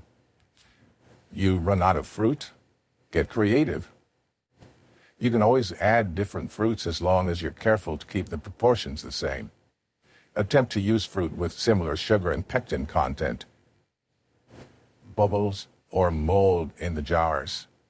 This means the processing didn't happen properly and you didn't seal the jars. Unfortunately, you'll have to discard these jars.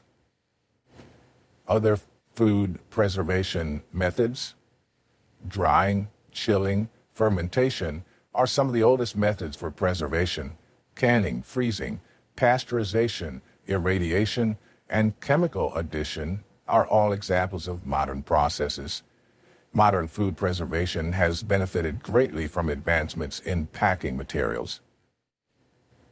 Water bath canning. Water bath canning is the most convenient way to can food, but it's only safe for foods with acidic content.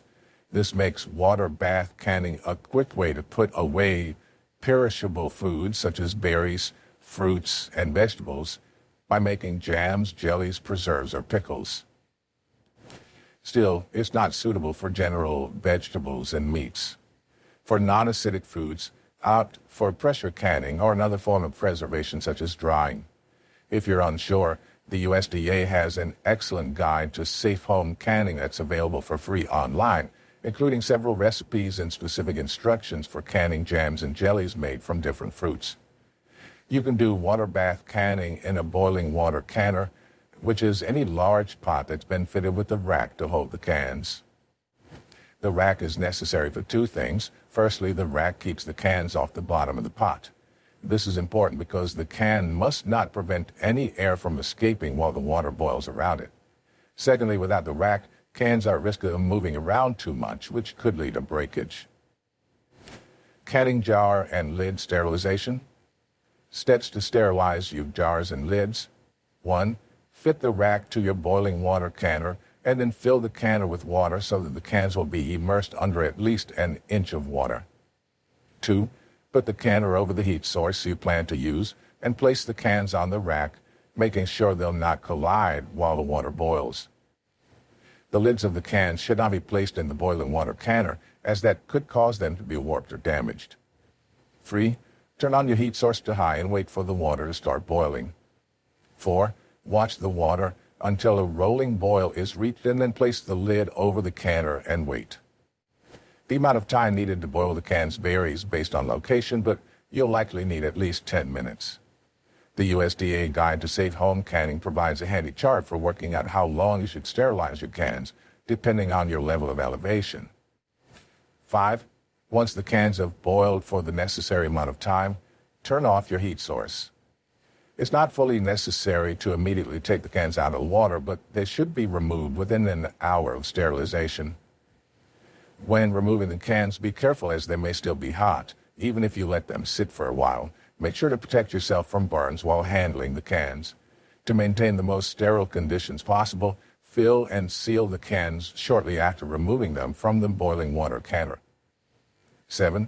Now that the cans are sterile, the lids now have to be taken care of as well. For safe and sterile canning, you want to be using two-piece lids.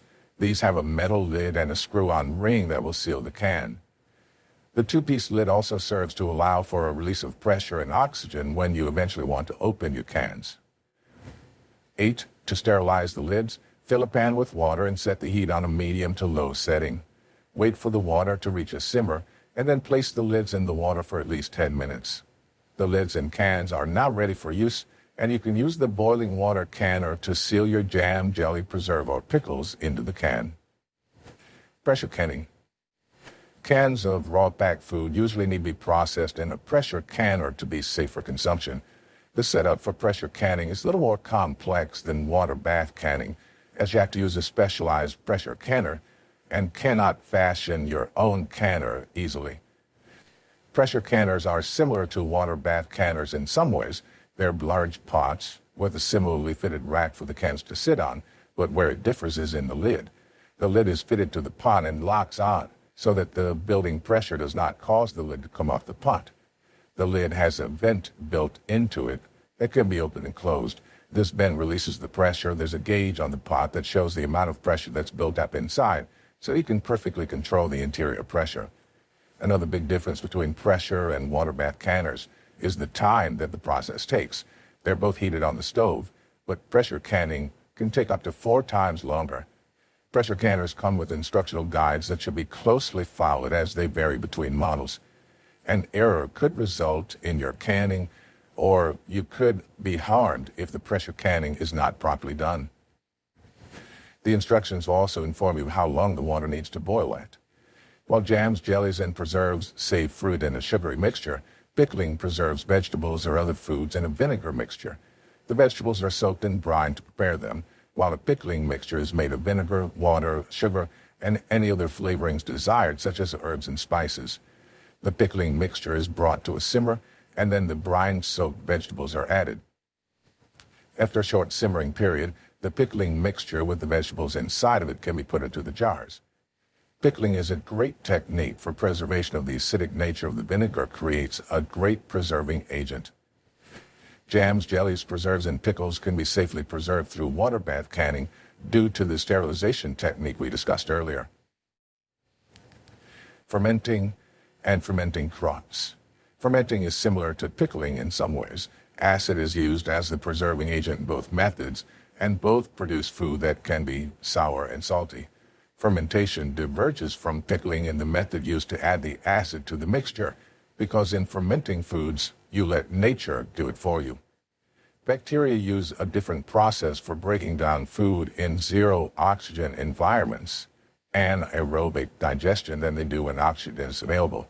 This process produces 2 main byproducts, lactic acid and carbon dioxide, CO2. When fermenting food, the carbon dioxide is released and dissolved into the air through bubbles. The lactic acid remains in the fermented mixture, acting as the preserving agent for your food. The fermentation process consists of 8 steps. 1. Select and clean your fermentation equipment. A fermentation crock is recommended, whether it's open or water sealed. 2. Wash, cut, and cull the vegetables that you'll be fermenting. 3. Use cheese or milk whey, salt, or a commercial starter culture to stimulate the fermentation process. 4. Use filtered or distilled water to prepare the brine. In fermentation, the brine is the starter culture you choose in step 3 mixed with water.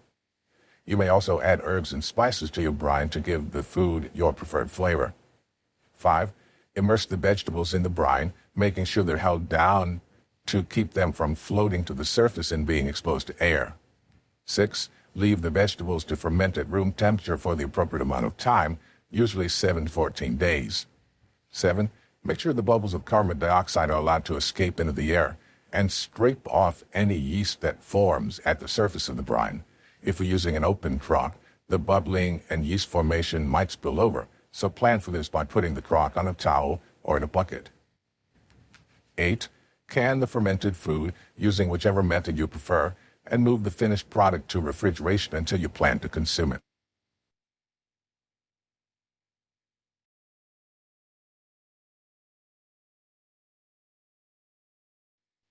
Chapter 6, Energy Conservation and Resourcefulness Guide. Energy conservation, recycling, and resourcefulness are life skills that any homesteader needs, and good homesteaders pride themselves on their efficient energy use and expertise at energy conservation. In this chapter, the details of this important topic will be discussed so you can be a great homesteader. This chapter walks the homesteader through energy conservation and gives lessons on how to be resourceful as a homesteader. This chapter will not gloss over any part of the topic, and the readers will be given sufficient education on energy conservation and how to get started with doing it from their backyard. Water storage. It's always recommended to have water stored in the case of an emergency, be it a natural disaster or simply a problem with the water supply. The Center for Disease Control and Prevention recommends storing at least 1 gallon of water per person per day for at least 2 weeks. Remember that you'll also need to store water for your garden and animals. How to store water. 2 types of water are essential for long-term survival: water for cleaning and potable or drinkable water. Each must be stored and or treated relative to its intended use. The ways to safely store water include original containers. Water may be stored in the original drinking bottles or larger water containers for up to 6 months without treatment, if the containers are not open. Food-grade containers. While BPA is considered a health risk, carcinogenic, most food-grade containers made of PVC or plastics no longer contain this chemical. Food-grade containers should be cleaned and sterilized before use, then sealed. Use for potable water. Sanitized PVC or plastic. Food-grade PVC barrels, drums, or containers of varying sizes may be used to store drinking water, while non-food-grade units may be used to store water for washing or pet water. Sanitized non-food grade containers. These should be used for storing water that is not used for drinking, but may be used for cleaning and pet drinking water. Non-potable use only. Stainless steel or aluminum containers. Many water bottles have stainless steel liners, as well as much larger thermos and cooling units. Drinking water may be stored safely in these if they're clean and sanitized for several months. Glass containers. While glass is vulnerable to breaking, the glass unit does not transmit or retain bacteria well, so water may be stored in these units for brief periods, whether potable or non-potable. Storage locations. Water should be stored in a cool location away from direct sunlight. Refrigeration units. In sealed containers, underground, or in your basement, where temperatures do not vary dramatically. Treatment of water. Water may be purified in a variety of ways, including UV irradiation. This is costly and not energy efficient. Purification tablets. These tablets are available at outdoor equipment retailers for the treatment of creek water. Boiling. Boil water for at least 3 to 5 minutes to purify it. Distillation. This is very time and energy intensive and produces water that lacks the essential minerals of spring water. Bleach. Adding 4 drops of unscented bleach to 1 quart of water will kill most bacteria and viruses. Water in regular plastic jugs doesn't last forever because plastic breaks down and picks up bacteria over time. To store water safely, it's recommended to use a dedicated water storage drum that is specifically designed to keep your water safe for longer. The price of a 1,000-gallon storage drum for water ranges from $500 to $1,000. You can also use a second-hand food storage drum for water storage if you want to cut down on costs and don't need a full 1,000 gallons. These come in a variety of sizes, though the most common is 55-gallon. Be certain when you select a storage drum that it is food grade, not industrial grade, as you want to be sure it's not used for storing harmful chemicals that could leave contaminating traces. In addition to industrial storage drums, Don't use a food storage drum if it was used for juice or dairy products, as these could also leave trace amounts, which can become a breeding ground for dangerous bacteria. A 55-gallon secondhand food storage drum sells for approximately $40. Store your water in a cold place away from your sanitation infrastructure, propane storage, or other potentially harmful substances. A basement, cellar, or dedicated storage shed can all be viable options for storing water. If you don't have these things available, a small prefab storage shed costs approximately $600. Water conservation. Conservation of water is becoming increasingly crucial. Believe it or not, fresh water is one of our most important and valuable resources, but it's becoming increasingly rare. Simply put, we're consuming more fresh water while the biosphere produces less fresh water. There's no need to be concerned, as there's still hope. We can all have a role in maintaining the ecosystem by contributing to water conservation in our community. Even if you live in a well-watered area, these ideas will aid in water conservation for a worldwide impact because every drop matters. While the individual effort of various conservation measures may seem minimal, many homeowners report a reduction in overall water consumption of up to 40% by employing the majority of the water-saving measures available. Consider your water bill for an immediate impact. These water conservation strategies will help you save money by reducing your water waste, allowing you to spend it on other things around the house. Renowned conservationist and father of modern environmentalism, John Muir, said, "The earth has not yet begun to wear out. It may have done so already. It certainly looks worn out, but we cannot tell." With the vast and increasing population of people living on this planet, how does one conserve water without going crazy? A lot of people would say that the best way is for everyone to do what they can.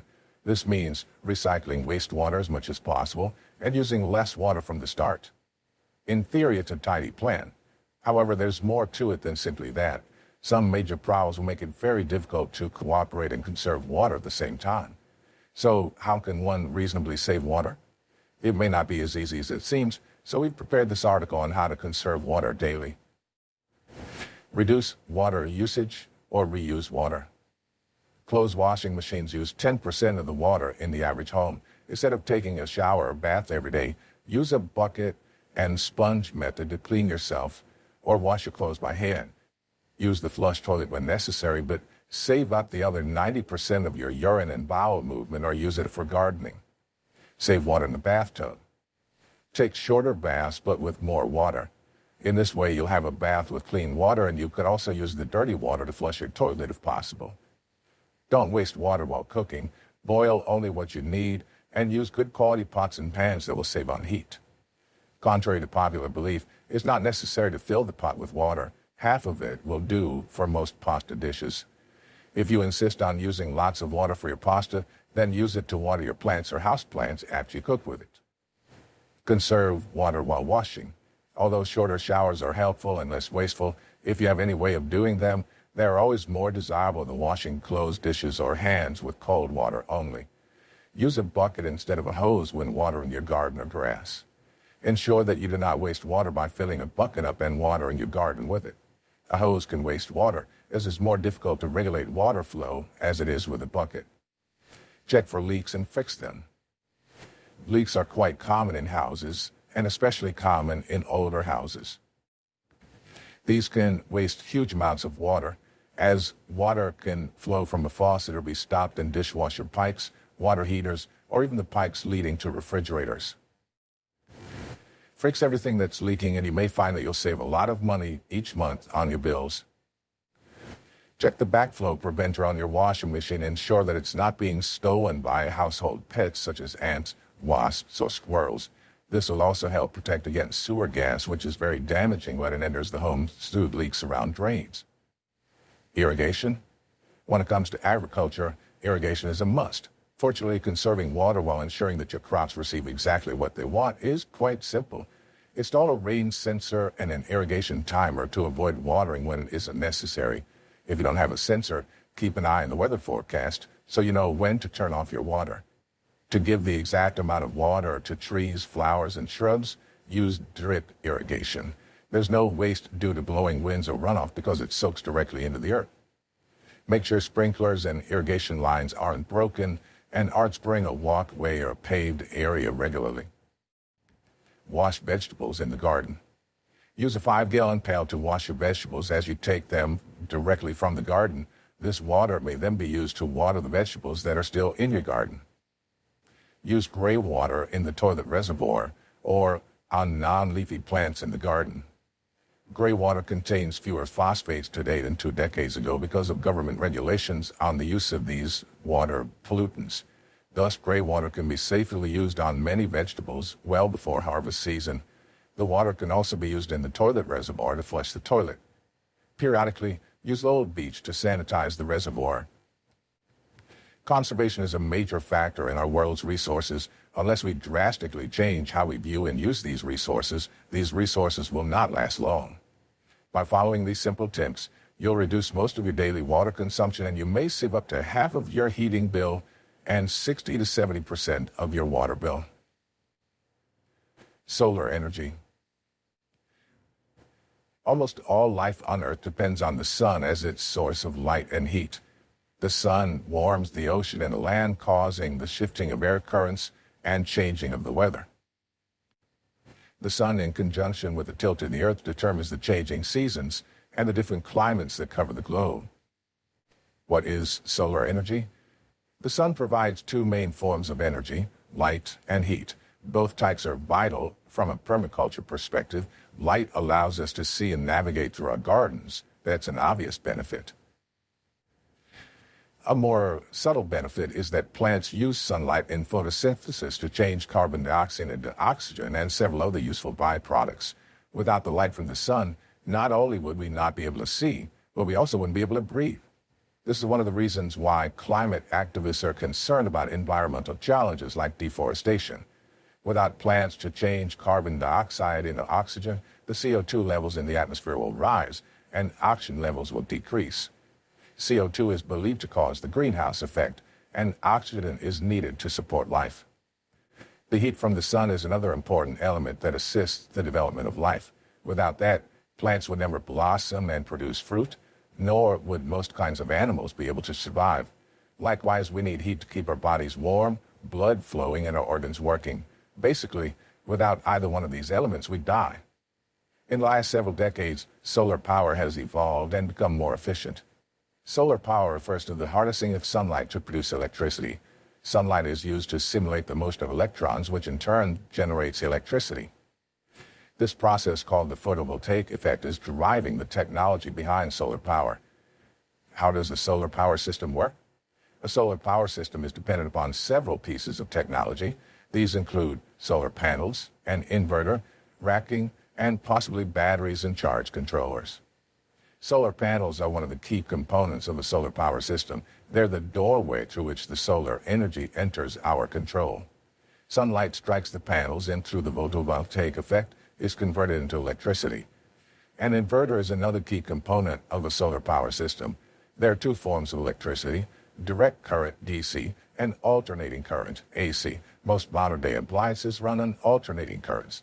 This is because the electricity you get from your outlets at home is in the form of an alternating current. Although there are some uses for direct current, the larger market by far is alternating current. Solar panels produce direct current. An inverter is a technology that takes that direct current and transforms it, inverts it, into alternating current. Racking is the term used to refer to the physical support of your solar panel system. The racking holds the panels and other technology in place. Batteries can form part of a solar power system when used to store the power generated from the system to be used later. Charge controllers control the rate at which said batteries are allowed to charge when attached to the system. These are the main components of a solar power system. There are a few other smaller elements, fuses, wiring, etc., but there's no need to get granular for our purposes. Types of solar panels. There are 3 types of solar panels. The first 2 are the most common types of solar panels for residential use, so you'll probably be deciding between monocrystalline and polycrystalline panels. However, as the technology improves, you may see more thin film options becoming a viable home solar panel system alternative. Below are some details you should know about the 3 types of solar panels. Monocrystalline panels. Monocrystalline panels are made out of silicon wafers that have been cut from a single crystal, so they tend to be the most efficient of the three types of solar panels. This is because the purity of the single silicon crystal allows them to convert solar energy faster and more efficiently. This results in smaller solar panels than those needed for other options when comparing equivalent power outputs. They can also withstand much more heat, giving them a longer lifespan. Much monocrystalline panels appear black due to how sunlight interacts with the pure silicon crystals in the solar cells. However, monocrystalline panels are also more expensive, since manufacturing them costs more than polycrystalline and thin film panels. Polycrystalline panels. Polycrystalline panels are also made out of silicon wafers. Instead of being cut from a single crystal, they're created by melting many pieces of silicon fragments together. While this makes them less efficient than monocrystalline patterns, they're not nearly as expensive. You'll need more space for this type of solar panel, since they'll have to be more prominent to generate the same amount of energy as monocrystalline panels of equal power. They tend to look blue because of how the sunlight reflects off the solar cells made from blended silicon crystals and are less expensive than monocrystalline panels. Thin film amorphous panels. Thin film panels are exactly what their name indicates, solar panels that are much thinner than traditional ones. They're made out of a photovoltaic material applied to an underlying layer such as glass, PVC, or metal. People generally find thin film panels more aesthetically pleasing. There is a uniformity in how the solar cells are aligned, and they're flexible enough to be manipulated into different shapes. Unfortunately, this technology is still relatively new, so it's the least efficient of the three types of solar panels, meaning you'll need much larger panels to harness enough energy to compete with the other two options. They're not very practical for residential use, so they mostly appear in commercial or industrial settings. They can appear either black or blue depending on the material used for their solar cells. How a solar panel works? A solar panel works by absorbing light from the sun with solar cells via the photovoltaic effect. The silicon in the cells absorbs solar radiation, and the electrons begin to move around, creating a direct electrical current. The wires around the panel feed this direct current into the solar inverter, which changes it into an alternating current that the appliances and devices in your home can use. As long as your solar panel is exposed to sunlight, it can produce a steady electricity supply. Can solar panels work on cloudy days? Yes, a solar panel will still work even when cloudy or stormy weather conditions obscure the sun. While they work more efficiently when exposed to direct sunlight, they can generate power as long as they receive any light from the sun. To be sure of this, you want to get a solar panel that's UL certified. These solar panels are put through a set of extensive tests to ensure that they can operate adequately during bad weather. The tests can determine whether a solar panel will reliably work in the most extreme typical conditions they will face. This is especially important if you live somewhere with significant temperature changes from day to night. You need to be confident that your solar panels can survive without failure. That's why you must find ones that have proven themselves during the certification process. These tests include damp heat tests. Panels are tested under high humidity and temperatures, typical of southeastern USA conditions, with high test limits of 185 degrees Fahrenheit and 85% humidity. Thermal cycling tests. Panels are subjected to extreme high, 185 degrees Fahrenheit, and low, negative 40 degree Fahrenheit temperatures to test for panel cracking. Humidity freeze tests.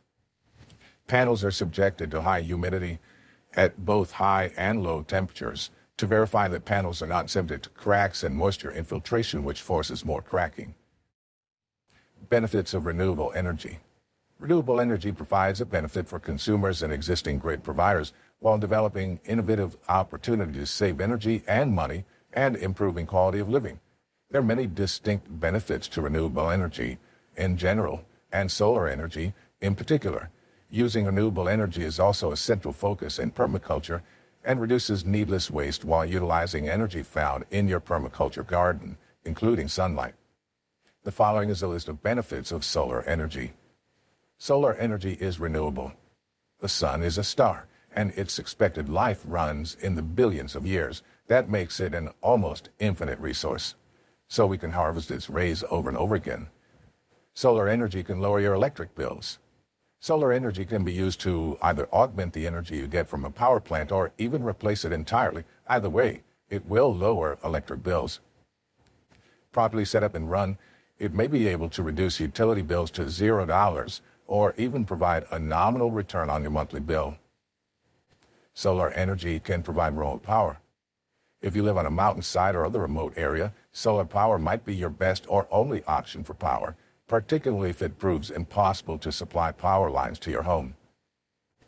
Solar energy increases your property value. Homes with their own solar power systems sell for a higher price than homes without. As green energy becomes more and more effective and desirable, this added bonus will likely become even more pronounced. Solar energy allows you to take your electronics off the grid. Solar technology has improved over the years. Many solar power systems have evolved to the point where they are as easy to use as just plugging a cord into an outlet. Many systems are also portable and expandable. This allows you to take almost everything you want off the grid. You can charge anything from your iPhone and tablet to your electric mower with solar energy. Solar power can make your living or workspace more comfortable. Solar power can be used to heat and cool your home through the use of solar air heaters, some of which are built from recycled materials. There are also solar air conditioners that run on solar power and run more efficiently than most traditional cooling options. Solar power is becoming more affordable. One of the miracles of capitalism is that most technological products usually become drastically less and less expensive as more time passes. The same is true with solar power. Costs continue to drop and their uses continue to expand. It's becoming an integral part of our world. Solar power reduces demand on existing networks. In addition to the environmental benefit, renewable energy places less stress on the existing energy grids and systems, allowing for less need for new, non-renewable development. Why is solar power better than standard electricity? Solar power offers short-term and long-term advantages over standard grid-based electricity and heat. In the short term, the cost to install solar-based heating and electrical power systems is significantly more than the cost to install grid electric or conventional heating systems. However, many jurisdictions offer subsidies that provide an incentive for installing renewable energy systems, thus reducing capital cost. As carbon tax credits become more mainstream, as in Canada currently, the credits offset much of the amortized cost of renewable energy systems. After a payback period of 7 to 15 years, the cost to produce electricity is minimized, involving only routine maintenance, storage replacement, and a normal electrical component upgrades like controllers or breaker and wiring system parts. In the short term, you may save some money because solar power is often offered at a discounted rate. Similarly, as the green movement influences more political systems globally, things like carbon taxes and renewable subsidies become more prevalent. Solar power will help you avoid carbon taxes and perhaps take advantage of the subsidies. In many cases, you can choose to purchase a system from the financing company, become completely electricity independent, and reduce your energy bills to virtually zero. It might take some investment initially, but the longer you run a solar-powered system, the more money you will save. What can be powered by solar energy? Golf carts, RVs, boats, charging systems, solar lighting, fans, electronics with sine wave phase controllers, garden growing lights, entire lighting systems with larger arrays. Anything that runs on electricity can potentially be powered by solar energy. Perhaps the better, more pertinent question is, what kinds of things are powered by solar energy today? So far, solar power has expanded in the market in many areas. Small electronics like outdoor solar lights and solar-powered calculators run on their own integrated solar panels, and larger items like golf carts, RVs, and boats are powered by solar panels or use batteries charged by solar panels. In some places, entire homes and businesses are run solely on solar power, and there are even residences that have excess solar power that's fed back into the grid, bringing an income to the owners of the house. Solar power is an ideal power source for permaculture and homesteading, solar water heating, and other larger homesteading ideas. There are several applications of solar power on a permaculture homestead. This list is always expanding, but even at present, it's already fairly wide-ranging. Some large homestead systems that can be handled by solar power include solar electricity. A solar PV, photovoltaic system, can be installed on the roof of any home or building to help offset the cost of electricity. In some cases, solar power might be able to provide for a building's entire electrical needs. Excess solar power from such a system can be stored in batteries and then used to supply needs when more energy is required than is being produced. Solar water heating. One significant use of solar energy on a permaculture homestead is to heat water. Although in most cases solar energy is used to heat the water that's used inside a home, there's no reason why the same system cannot help heat water in a greenhouse or anywhere else on a homestead.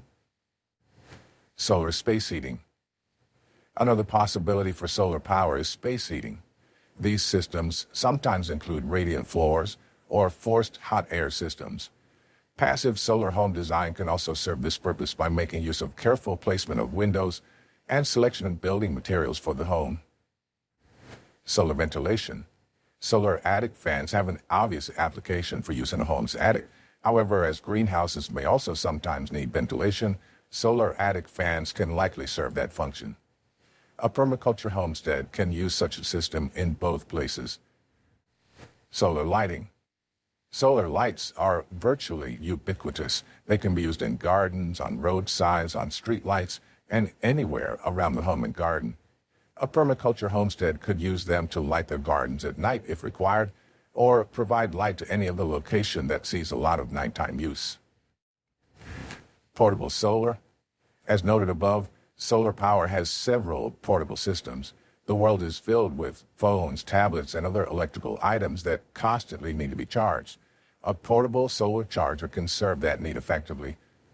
The near future may see PV technology be incorporated into our homes on a large scale. The technology for such homes already exists, while other advances are constantly in the works. Solar transportation. RVs, boats, and golf carts were mentioned above as options for solar power systems. Of these three forms of transportation, the one that seems most applicable to a permaculture homestead would be the golf cart. Imagine you have several acres on your homestead. Do you want to walk across it to get to your zone 4 or zone 5, or would you rather drive down a dirt trail instead? You would not want to use something powered by fossil fuels, so a solar-powered golf cart or something similar would be ideal. Renewable energy is becoming more prevalent, and the technology that utilizes it is constantly improving, being refined, and becoming more efficient. Even if there wasn't an environmental issue to worry about, renewable energy is here to stay. Renewable energy helps to improve our lives and battle environmental challenges to produce a cleaner world. Solar panels in a home. If you're considering a permaculture space, you might be interested in more information about solar power and solar panels. Solar panels are the technology that captures the light from the sun and transforms it into electricity. A solar panel consists of a grid of solar cells, and each solar cell is made largely from silicon, which is a very conductive material. The silicon generates an electric current when it's exposed to light and undergoes the photovoltaic effect. The solar cell harnesses that current and converts it into power. A solar cell is typically a 6-inch by 6-inch square of silicon with electrical plates attached to its face. There's a protective sheet of materials on the back of the solar panel, and on the front a sheet of glass. The light passes through the glass, activates the silicon, and you get electricity. Solar cells that are tied into the same single output are called a panel. Solar panels that are grouped in a system are called an array. If you decide to incorporate a solar panel system on your permaculture homestead, one of the first decisions you'll have to make is whether you want the energy to go back into the electrical grid, a grid tie system, or if you want it stored in a collection of batteries. Of course, if you're not connected to the electrical grid to begin with, this decision is made for you. Given the option, you might want to give the excess power back to the electrical grid and look at it as an implementation of tenet number 3, returning surplus to public use. If you do so, you are compensated for it with credits given to you by the utility company. One thing you do need to be aware of is the net metering policy of utility. This outlines how the company bills you. Often the utility will buy the electricity from you at the same rate that it sells it to you. However, sometimes it does not, and that can seriously affect your return on investment when going solar. According to unboundsolar.com, most manufacturers guarantee under warranty that their panels will be at least 80% efficient for 25 years. This does not mean that the panels will suddenly deteriorate and drop to 0% in their 26th year. No, they should last several years longer but produce less electricity in that time frame. Of course, you must take that drop-off in output into account when determining whether or not you wish to incorporate solar power into your permaculture homestead. If you get a 300-watt system that will deteriorate to 240 watts at year 25, you shouldn't design a system to run on more than 240 watts unless you plan on compensating for it when the output wattage begins to drop off. Another consideration is the fact that other elements, like batteries and inverters, have shorter lifespans than the panels.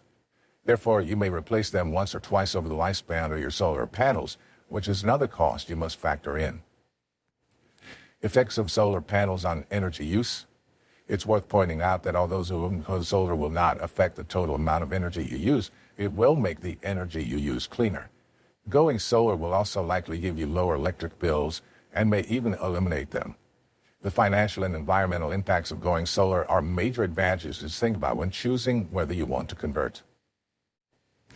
Improving energy efficiency in homesteads. Old habits are hard to break. It often feels like changing the way we do things will make us more uncomfortable or decrease our enjoyment of life. In reality, half the time you can reduce your energy use without noticing any change. Simply by mixing and matching these energy conservation tips to suit your life, you could make a big difference in the size of your energy bill. Appliances. We live in the age of appliances. Perhaps you don't have the space or budget for all the ones you like, but I'm willing to bet that you have several appliances in use in your home, probably mostly in the kitchen. Saving energy doesn't necessarily mean using fewer of them. It just means using them wisely. Wise use starts with buying energy-efficient appliances in the first place. The next time you need to replace something, look at its energy rating, aiming to choose something that's Energy Star certified, or at least uses less energy than its competitors. How to use your appliances also plays a role. Let's take a look at some of the most likely places you could be saving energy. How to be more energy efficient. Set your refrigerator between 36 and 38 and your freezer at 10 to 15 degrees. Keep your refrigerator organized and use the door as infrequently as possible. Keep the oven door closed as much as possible while cooking. Match the pan or pot size to the heat element and align your heat output to your cooking needs. Use lids on pots when feasible. Use a microwave, countertop oven, or air fryer where possible. Eliminate the rinse-hold cycle on the dishwasher when using it. Air dry dishes instead of heat drying. Use a power bar to control multiple small devices. Set timers on lights so they're on for the minimal amount of time necessary. Use energy-efficient LED lighting. Arrange furniture to create lower energy demand. Use efficient energy heating units. Use the shortest laundry cycle possible and use cold water for most dishes. Air dry your clothes for the last portion of the drying cycle. Refrigerator. We'll start with your refrigerator. For optimum efficiency, you want it set between 37 and 40 degrees and the freezer at around 14 degrees. If your unit doesn't make this easy for you, and mine doesn't, it doesn't give you the exact temperature, opt for the midpoint on the dial. If you have a power saver switch, turn this on too. How to use your fridge also makes a difference. Make sure food is cool before you put it in and keep your shelves organized. There are small things, but they make a difference in how hard a refrigerator has to work to maintain its temperature. Essentially, you want to aim to have the doors open as little as possible, so you want to keep things well organized and easy to find. Keep up with maintenance too. Frost accumulation, dusty coils, and damaged door seals all render a unit less efficient. Oven or cook stove. When it comes to cooking, I tend to be a bit cautious with some of the energy-saving tips you see online. Some guides will tell you, for example, to leave the oven door closed for the whole cooking time. Of course, if you can do this, that's great. But there are some dishes where you'll need to stir or rotate, and I want to see the value of saving energy at the expense of your meal. If I do have to do something to a dish part with your cooking, I usually just remove the dish from the oven and shut the door until I'm ready to return it. This will help to keep the temperature constant. Aim to match your pan size to the size of your burner to minimize heat loss. And if it's appropriate, use a lid so you keep the setting lower. Again, this is one of those tips that's only worth using if your recipe suits it, as some cooking techniques simply don't work with lids. Toaster oven or microwave? If you have a microwave or a toaster oven, this is your best option for reheating food. These use less energy than your conventional oven, especially when you take into account the amount of time you'll need to bring your oven up to temperature before you can put your food in. Dishwasher? If you have a dishwasher, you can save both the electricity and up to 15 liters of hot water simply by not using the rinse hold setting. If yours has a drying function, you can also open the door after the cycle to let your dishes air dry rather than using the dryer. Miscellaneous appliances? Unplugged coffee makers, sound systems, and unneeded small appliances between uses. The electronic components draw nominal energy, but cumulatively may draw significant amounts each month. Leave-in kitchen, you'll probably find that most of your appliances aren't particularly helpful in your quest to save energy. These days, most are designed to stay on standby, and the whole time the display's in action, they're using electricity unnecessarily. Often turning them off completely means unplugging them. One way I've found to make this easier in the living room is to plug all the electronics into a power strip with a single switch. This not only means that I can just turn the whole lot off in one go, but some people may say that using a power strip makes the distribution of energy between appliances more efficient. For those appliances you have to charge, make sure you unplug the charger once you're done. It's so easy to forget, but these things carry on drawing energy from the mains when there's nothing attached to them, so it's worth the extra effort to unplug them. Lighting? If your family is anything like mine, it's not you that needs reminding to turn the lights off when you leave a room, it's your kids. You could also consider putting your lights on a timer so that no one needs to remember to turn them off and you won't run the risk of them being left on all day. Aim to use only energy-efficient light bulbs and repair any lamps with flickering bulbs. These are almost definitely draining energy. Furniture layout? Lay out furniture so that heat can circulate, and so that commonly used features such as sofas are not in cold spots like corners. Opening blinds for heat gain and closing them to keep a room cool significantly reduces energy demand. Heating systems? Using radiant heat for space heaters focuses on the need for heat and lowers energy consumptions. A 400 or 800 watt radiant heater easily substitutes for a 1200 or 1500 watt fan ceramic heater. Laundry? Laundry can seem like it's endless, and so it's perhaps no surprise that it's also a significant drain on energy. To make your laundry routine more energy efficient, try to use the shortest cycle you can. This not only prolongs the life of your clothes, but also uses less water and less energy in heating and spinning. Avoid using a wash hotter than 86 degrees unless you have a particularly dirty load, and soak stains first to reduce the chance of having to rewash. That said, it's worth doing a hot wash every now and then, or alternatively, use a strong bleach cycle to kill any bacteria in your machine and reduce the risk of odor buildup. Try to wash in full loads. Use a high spin cycle to avoid the need to use the dryer. I don't have a dryer anymore, but I realize I'm lucky. I now have the space to hang laundry out in fine weather, and I have enough space to hang clothes indoors to dry. You may not have the right conditions for this, but if you do have to use a dryer, there are still ways that you can make it more energy efficient. Keep on top of maintenance. Your dryer will be more efficient when it's clean and free from lint. Don't pack it full either. It's tempting to think that the more you can dry at once, the less energy you'll use, but in fact, the cycle will only be effective if warm air has the space to circulate, so overfilling it is counterproductive. Lastly, to beat the built-in convenience of modern dryers, remove your load as soon as you can. Most newer models helpfully continue to spin once they're done to prevent creases. Helpful for sure, but energy efficient it is not. Conclusion: the technology involved in solar energy has improved rapidly in the last few years. It's now common to see houses with one whole side of the roof covered in solar panels. This is a testimony to the ability of the latest solar panels to provide enough energy for all of the modern household.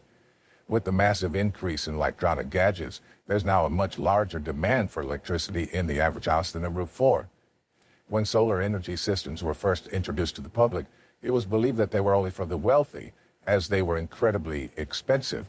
Even the subsidies provided by many governments did not make them an affordable option. However, as with all new technology, it's now much cheaper to purchase either the original equipment or even the latest version.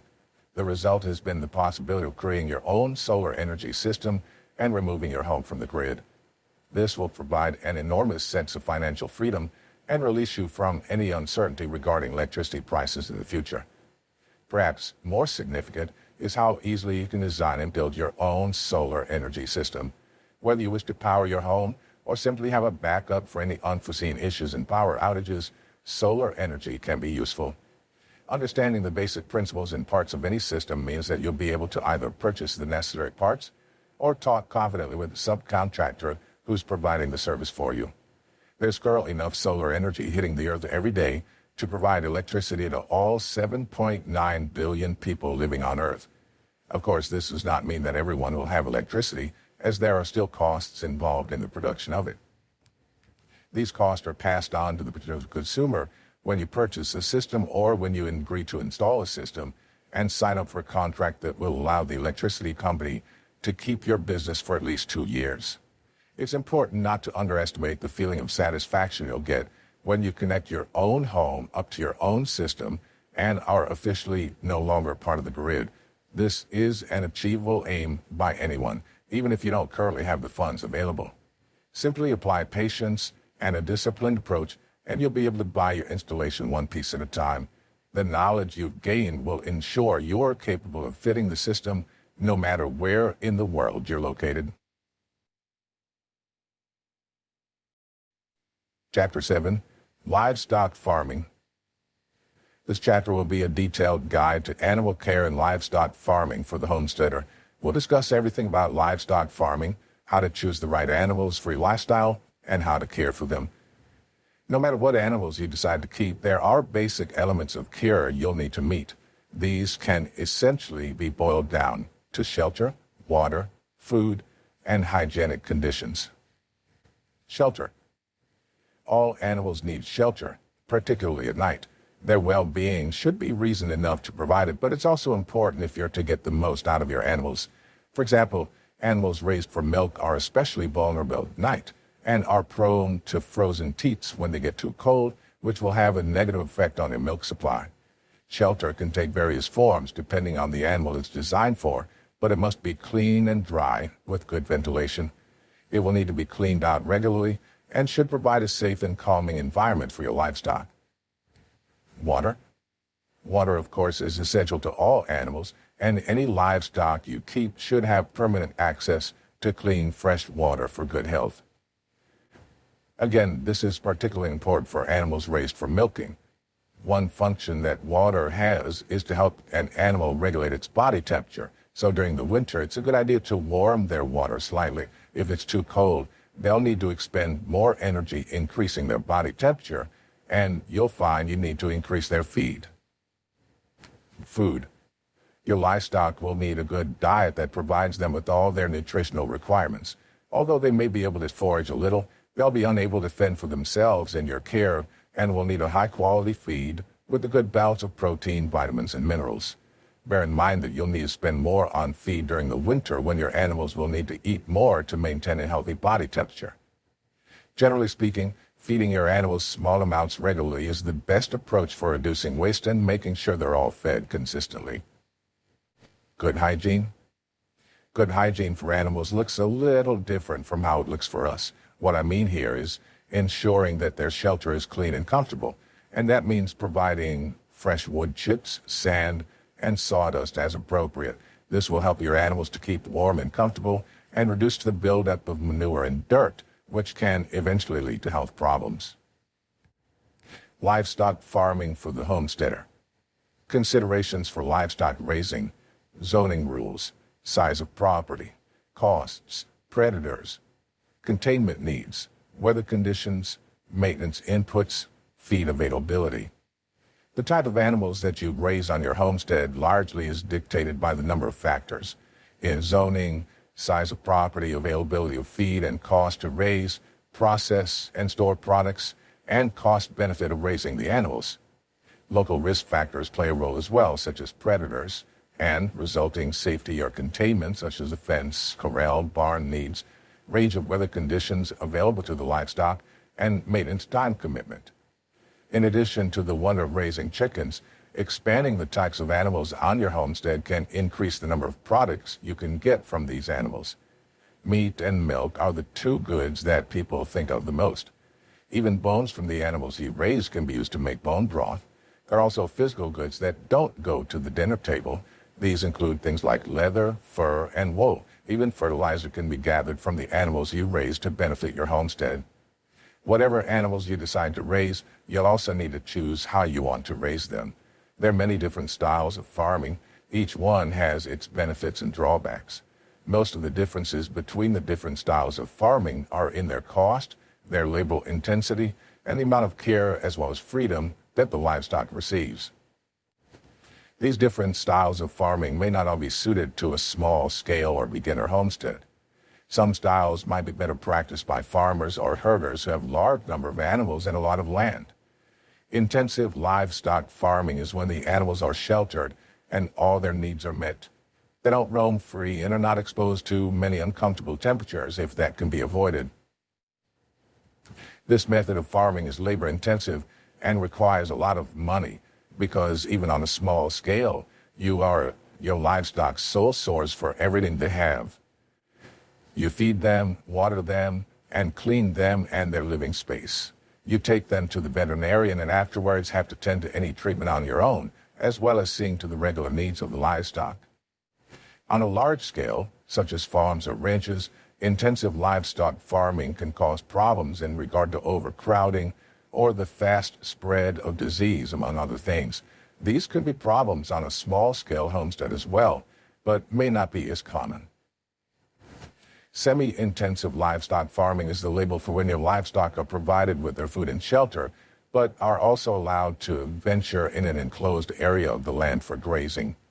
This can become time-intensive through work like fence repair, returning animals to their enclosed area, or freeing some from the fence. With all these concerns, there are also more worries about outside factors, including the weather and the threat of predators. This threat may not occur to some beginner homesteads, but it is a concern for any size of livestock. The obvious concerns are to small animals. Rabbits can be snatched up by hawks, chickens can be killed by domesticated cats or dogs, or even outside wildlife. There are some animals that can be a threat to any livestock, no matter how large. Snakes are a prime example, especially the venomous species. Fire ants, on the other hand, are a real threat that nobody thinks of until it might be too late.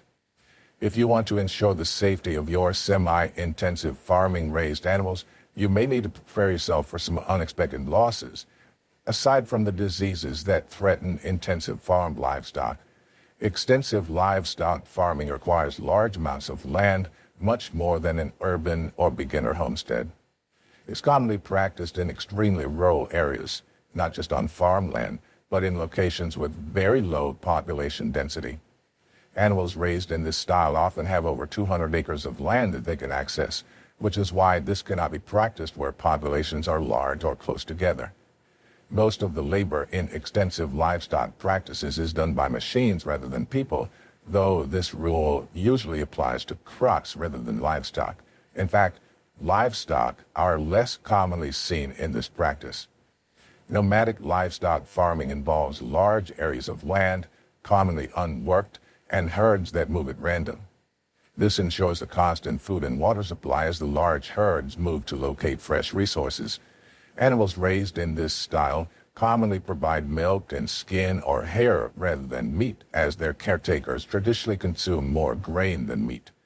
Modern conveniences are generally less likely in this style of farming. Rather than depending on random movement for herds who only seek their next food or water source, transhumant livestock farming is more controlled. These herders are not exclusively nomadic and have permanent homes, though they may not always stay in them. Transhumant farming is tied closely to the weather cycles and commonly seen in mountainous regions. The herd will be moved to higher elevations in summer and lower valleys in the winter. Additionally, the areas the livestock are moved between are fixed every year. They may even travel the same paths to access their normal grazing land. Organic livestock farming is heavily limited in available practices due to the wish to stay organic. This is the desire to raise animals without the introduction of anything synthetic or non-natural, extending from the livestock to the land they call home. The livestock must have year-round access to the outdoors and only be fed certified organic feed. They can only have trace amounts of non-organic minerals and vitamins. No antibiotics or growth hormones are allowed, though vaccinations are encouraged. This method is capital intensive. Which animals are suitable? Chickens and rabbits are well suited to small homesteading yards, as they should be kept in relatively enclosed, small and safe places, with feed provided for them from outside the pen areas. Grain, produce. If you have a few extra acres, goats are suited to a few acres and provide the milk and meat that cattle provide. Sheep, while not offering the milk supply, provide more meat and wool. Cattle provide meat and milk but require more space and ongoing maintenance. There are several different animals that are small enough that you can raise them on less than an acre of land. If you have a big spread, you can certainly try your hand at large livestock like sheep and cows. Raising livestock is a full-time job, and you must be prepared to spend a few hours a day taking care of pen maintenance, feeding, and watering. Some livestock are easier to care for than others. Choose what you will raise wisely. Start small and work your way up to more animals. Goats. Choose breeds of goats based on your intended needs. Goats come in a variety of sizes and temperaments. Be aware of common health risks. Maintain healthy diet for optimal yields. Provide solid, impenetrable enclosures. Goats are often used for their milk. Although some people eat goat meat, the primary reason for raising goats is dairy. You can make cheese, butter, and a handful of personal health items from the milk. Goat milk is similar to cow's milk, but a goat's a lot easier and cheaper to raise. You don't need a pasture for your goats as you would with cows. They will be content milling about your property, eating whatever they can find. That means anything. If you have trees or shrubs you would rather not be eaten, you'll want to put up fencing to keep the goats away. Goats require animal care. You'll need a pen and a watering system. If you're using your goats for milk, you'll need to make sure they're fed a diet rich in protein to aid in milk production. There aren't too many people who don't smile when they see goats. Goats are independent, quirky, and can fill many roles on your homestead, from being exceptional at clearing the land of pesky weeds to providing your family with rich, sweet milk. Goats come in various breeds, which vary greatly by size, but if you're looking for dairy goats, there are some terrific options available to you in both pygmy and standard sizes. Let's look at some of the best milk producers so you can make the choice that's best for your homestead. Nigerian dwarfs are small goats that pack a large dairy punch and even bigger personalities. This breed is derived from a group of African goat breeds developed and refined in the Americas. They make exceptional companions and have a lactation period of up to 10 months after kidding, producing up to half a gallon a day. They're friendly and easy to handle when moving and milking. A larger goat to consider is the medium-sized Alpine or Oberhasli goat. These good-natured goats are gentle and relatively quiet. Their milk is similar in taste and consistency to cow's milk, making them perfect for people who love dairy but are intolerant to bovine products. If you like your goats on the bigger side, two breeds to think about are the classic Nubian, well known for their beautiful floppy ears, or the La Mancha, whose ears are so small they're almost non-existent. Both of these breeds are terrific milk producers, and they're also great for clearing land because they have large appetites and little discretion. You can expect up to a gallon of milk a day from either the Nubian or La Mancha, but a word of warning, Nubians are incredibly vocal. If you want a quiet breed or live on a property with close neighbors, they might not be for you. Both Nubians and La Manchas are docile, though, and make good companions. When purchasing goats, check for any signs of injury, especially to the legs, hooves, and horns. You should also examine the mouth and eyes for any sign of illness or injury. If you can, have your veterinarian check them out or get a health certificate from the seller's vet. Don't transport any goats without a health check. You don't want to inadvertently move any infectious diseases from one farm to another. The most common goat ailments manifest as internal distress, like excess gas and diarrhea. Keep an eye out for these problems and consult your vet immediately if you suspect an intestinal parasite or infection. Goats can pick up worms and coccidia as they graze and browse. Goats' other common health concerns are hoof rot, mastitis, and skin parasites like ticks. Being vigilant and having regular herd health days can help avoid and alleviate these issues. Vaccinate for rabies and other regional concerns. And one last word of advice on goat health is to mind their horns. There is living tissue inside, and horn injuries can cause a lot of bloodshed. They should be attended to quickly with clotting powder, antiseptic ointment, and a good gauze pack and bandaging. You can even pad a broken horn with a piece of foam pull noodle. Goats are easy to house and can roam in a pasture or munch hay in a pen.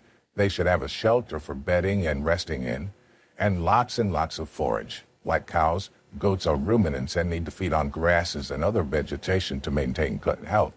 They're also famous snackers, so feel free to give them stale cereals, crackers, bread, and fruit. Try not to provide them with too much in the way of sugar, as goats can easily become obese. Being overweight puts a strain on their legs and joints and takes away some characteristic goat spryness. You should plan on having indoor and outdoor space for the shelter and pen area. If you're going to let them out to graze on pasture, you should try to allow 5,500 to 7,000 square feet of pasture per goat. Goats can be pastured with almost all other animals, as they tend to just wander and do their own thing. Goats are usually good-natured, curious, and young kids are playful, so giving them a playground in their pen is a great idea. Young goats need stimulation, so find items you can repurpose into a playground for your kids and young adults. Search your local buy-sell trade boards for free or cheap toddler slides and playhouses, or build ramps and walkways out of leftover lumber and masonry blocks. Just be sure to keep your fences high enough and your playgrounds far away from those fences to prevent escapees. You don't want to come home and find your goats mowing down your flower beds. Set aside an area where you can set up a milking yoke and portable milking machine for milking. Goats like to be quiet and comfortable when they're being milked, and a milking stand and mechanical milker collector will save you and your goats time and frustration. Chickens. Pros: provide eggs and meat ready in 3 to 6 months. Eat many non-meat food scraps. Manure makes highly potent fertilizer. Cons: roosters are noisy. Flock must be contained at night. Can be messy in gardens and yards. Having roosters may mean unpleasant fertilized eggs. Zoning laws may prohibit raising poultry. Chickens are susceptible to illness, including avian flu. While there are management drawbacks to owning chickens, a small flock is inexpensive to keep, can be overwintered, and costs a minimal amount for supplementary fodder and supplements.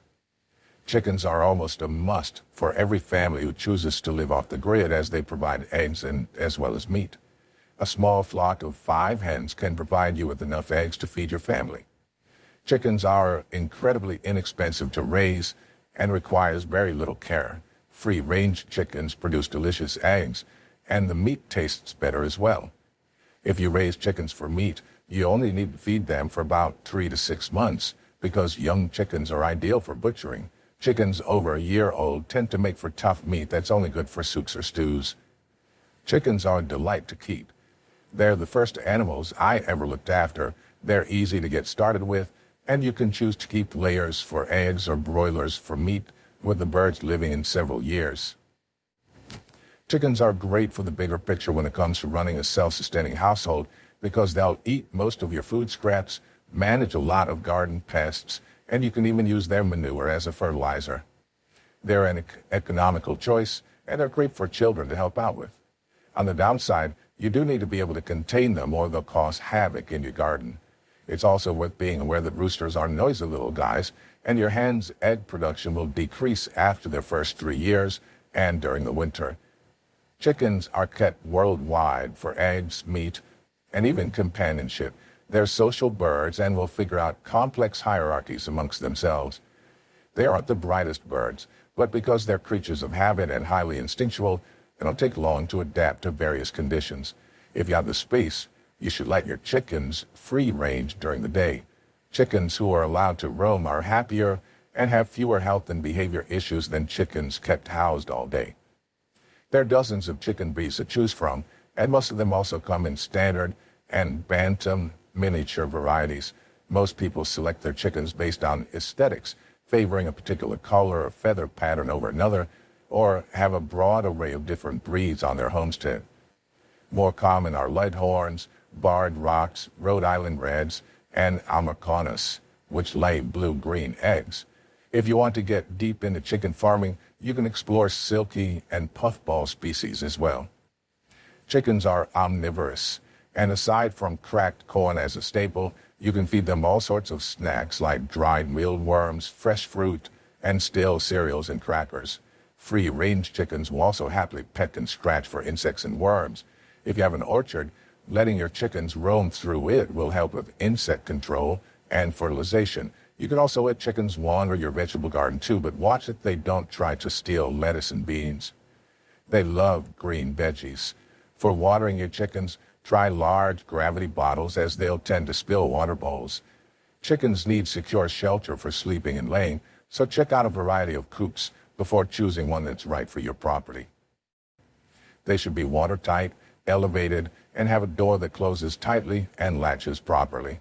Chickens instinctually come home to roost at night, and most choose to lay their eggs early in the day, so if you've got room for a coop with extra nesting boxes, you should be all set. Simply open the doors in the morning to unleash your flock and close them up tight in the evening to protect them from foxes and other predators. Keep clean straw in your coops and boxes at all times, and be sure to deep clean your hen house regularly to avoid odor and the potential spread of disease. There's always the question of roosters, so here's our best advice. If you want to make sure that none of your eggs are ever fertilized, don't keep them. Even if you get a brood of chicks that are too young to be sexed, and some turn out to be male, give them away. The only sure way to make sure your eggs aren't embryos is not to have any roosters near your hens. Some areas also have noise restrictions on roosters, so you may have to check with your municipality to see if this is the case for you. If you choose to keep roosters, you can learn how to handle the issues that come with them. A simple technique for checking eggs is to pass cleaned eggs in front of a bright light source to determine if they're fertilized. Honestly, most people keeping their eggs for themselves are willing to take their chances with the occasional surprise, and they love having chicks running around their barnyards in the spring. If you'll be selling or giving away your excess eggs, candling is a good way to keep your patrons from getting any fertilized product. Chickens are generally healthy animals that require little preventative care other than good husbandry. However, they can be prone to upper respiratory illnesses and skin infections, so keep an eye on your flock for any signs of running eyes and nostrils, and alert your veterinarian after isolating the drippy birds. The same goes for any indications of skin inflammation. Sometimes chickens can look a little rough when they're molting, but parasites and infections can cause feather loss, red patches, and rashes. Early intervention can help your chickens heal faster and prevent any chance of anything contagious spreading among the flock. As with all your livestock, work with your vet to create a healthy flock checklist to ensure you've got thriving, joyful hens. Happy hens live longer and lay more eggs. Rabbit. Pros: rabbits require minimal space. Rabbits eat mostly greenery, so can be fed scraps. Rabbit meat is very easy to cook.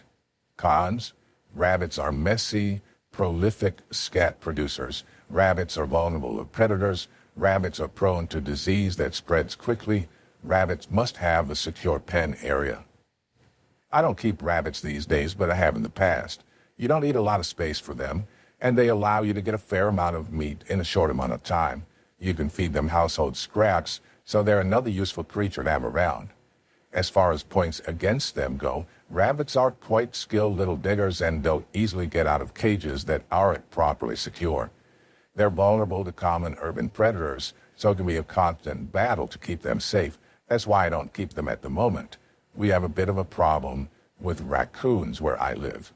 It's also important to bear in mind that if you're raising rabbits, you're doing so for meat, so you have to be comfortable with killing them or with getting someone else to.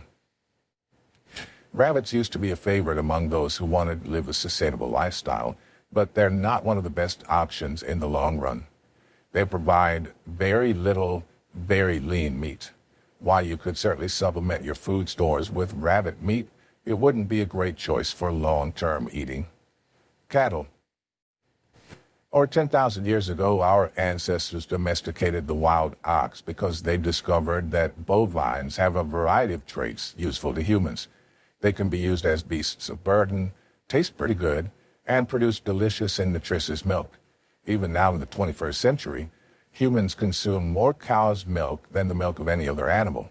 Millions of gallons worldwide annually, even just counting commercially available products. Our last few hundred years, a handful of breeds have emerged as the favorites for both large dairy operations and small homesteaders, as they're worth your time to examine before choosing your dairy cows. How to choose cattle? Choose whether you want milk or meat.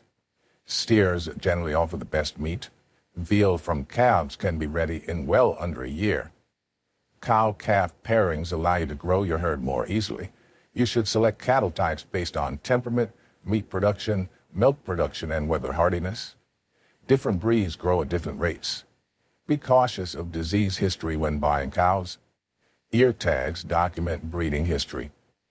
In the United States, the overwhelming majority of dairy cattle are Holsteins, and you may know them as the classic black and white cow. They're easy to keep and produce nearly 10 gallons of milk a day. These sweet-tempered cows are very herd-oriented, so they need at least one other cow or some barnyard buddies to be happy. Another popular breed of dairy cow is the smaller Jersey.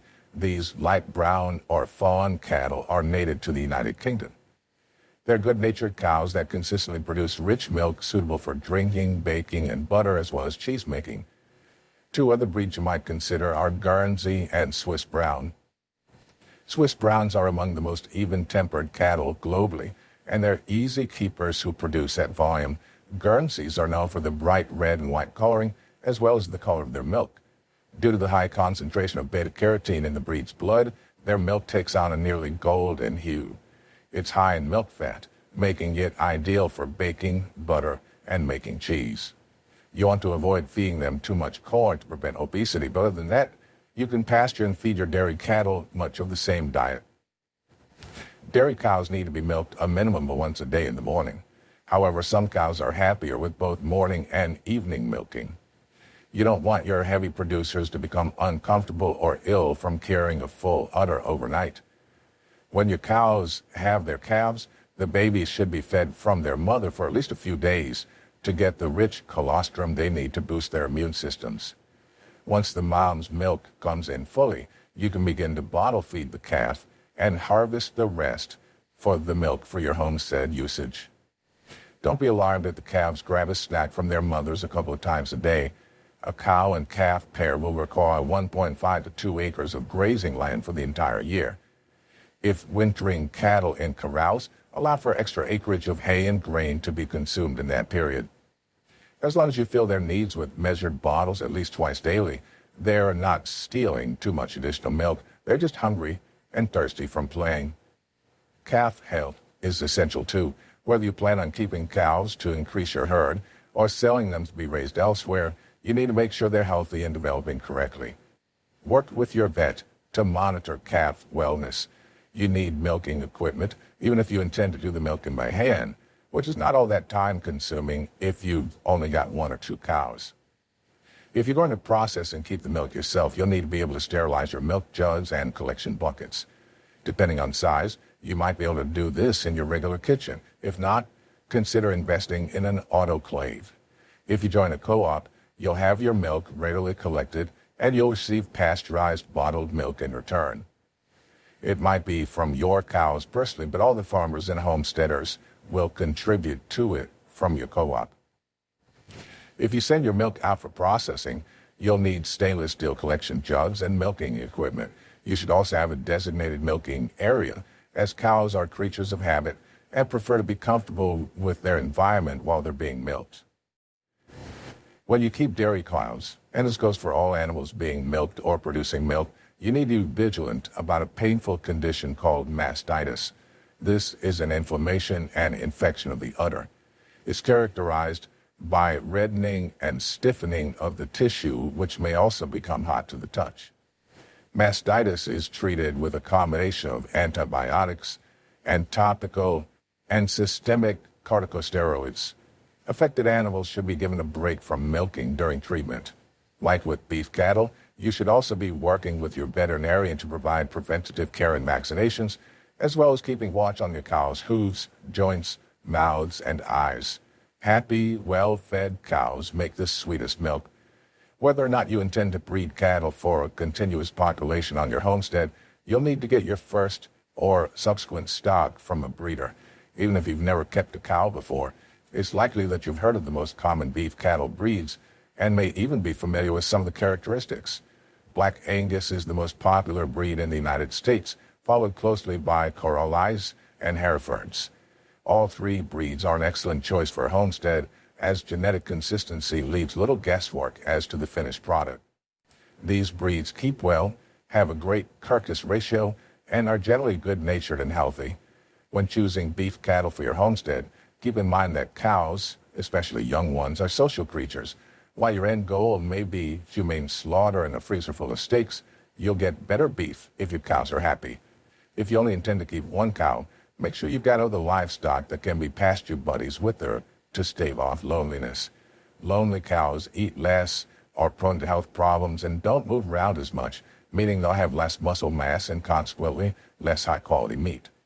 If possible, meet with your breeder before purchasing any cows for your property.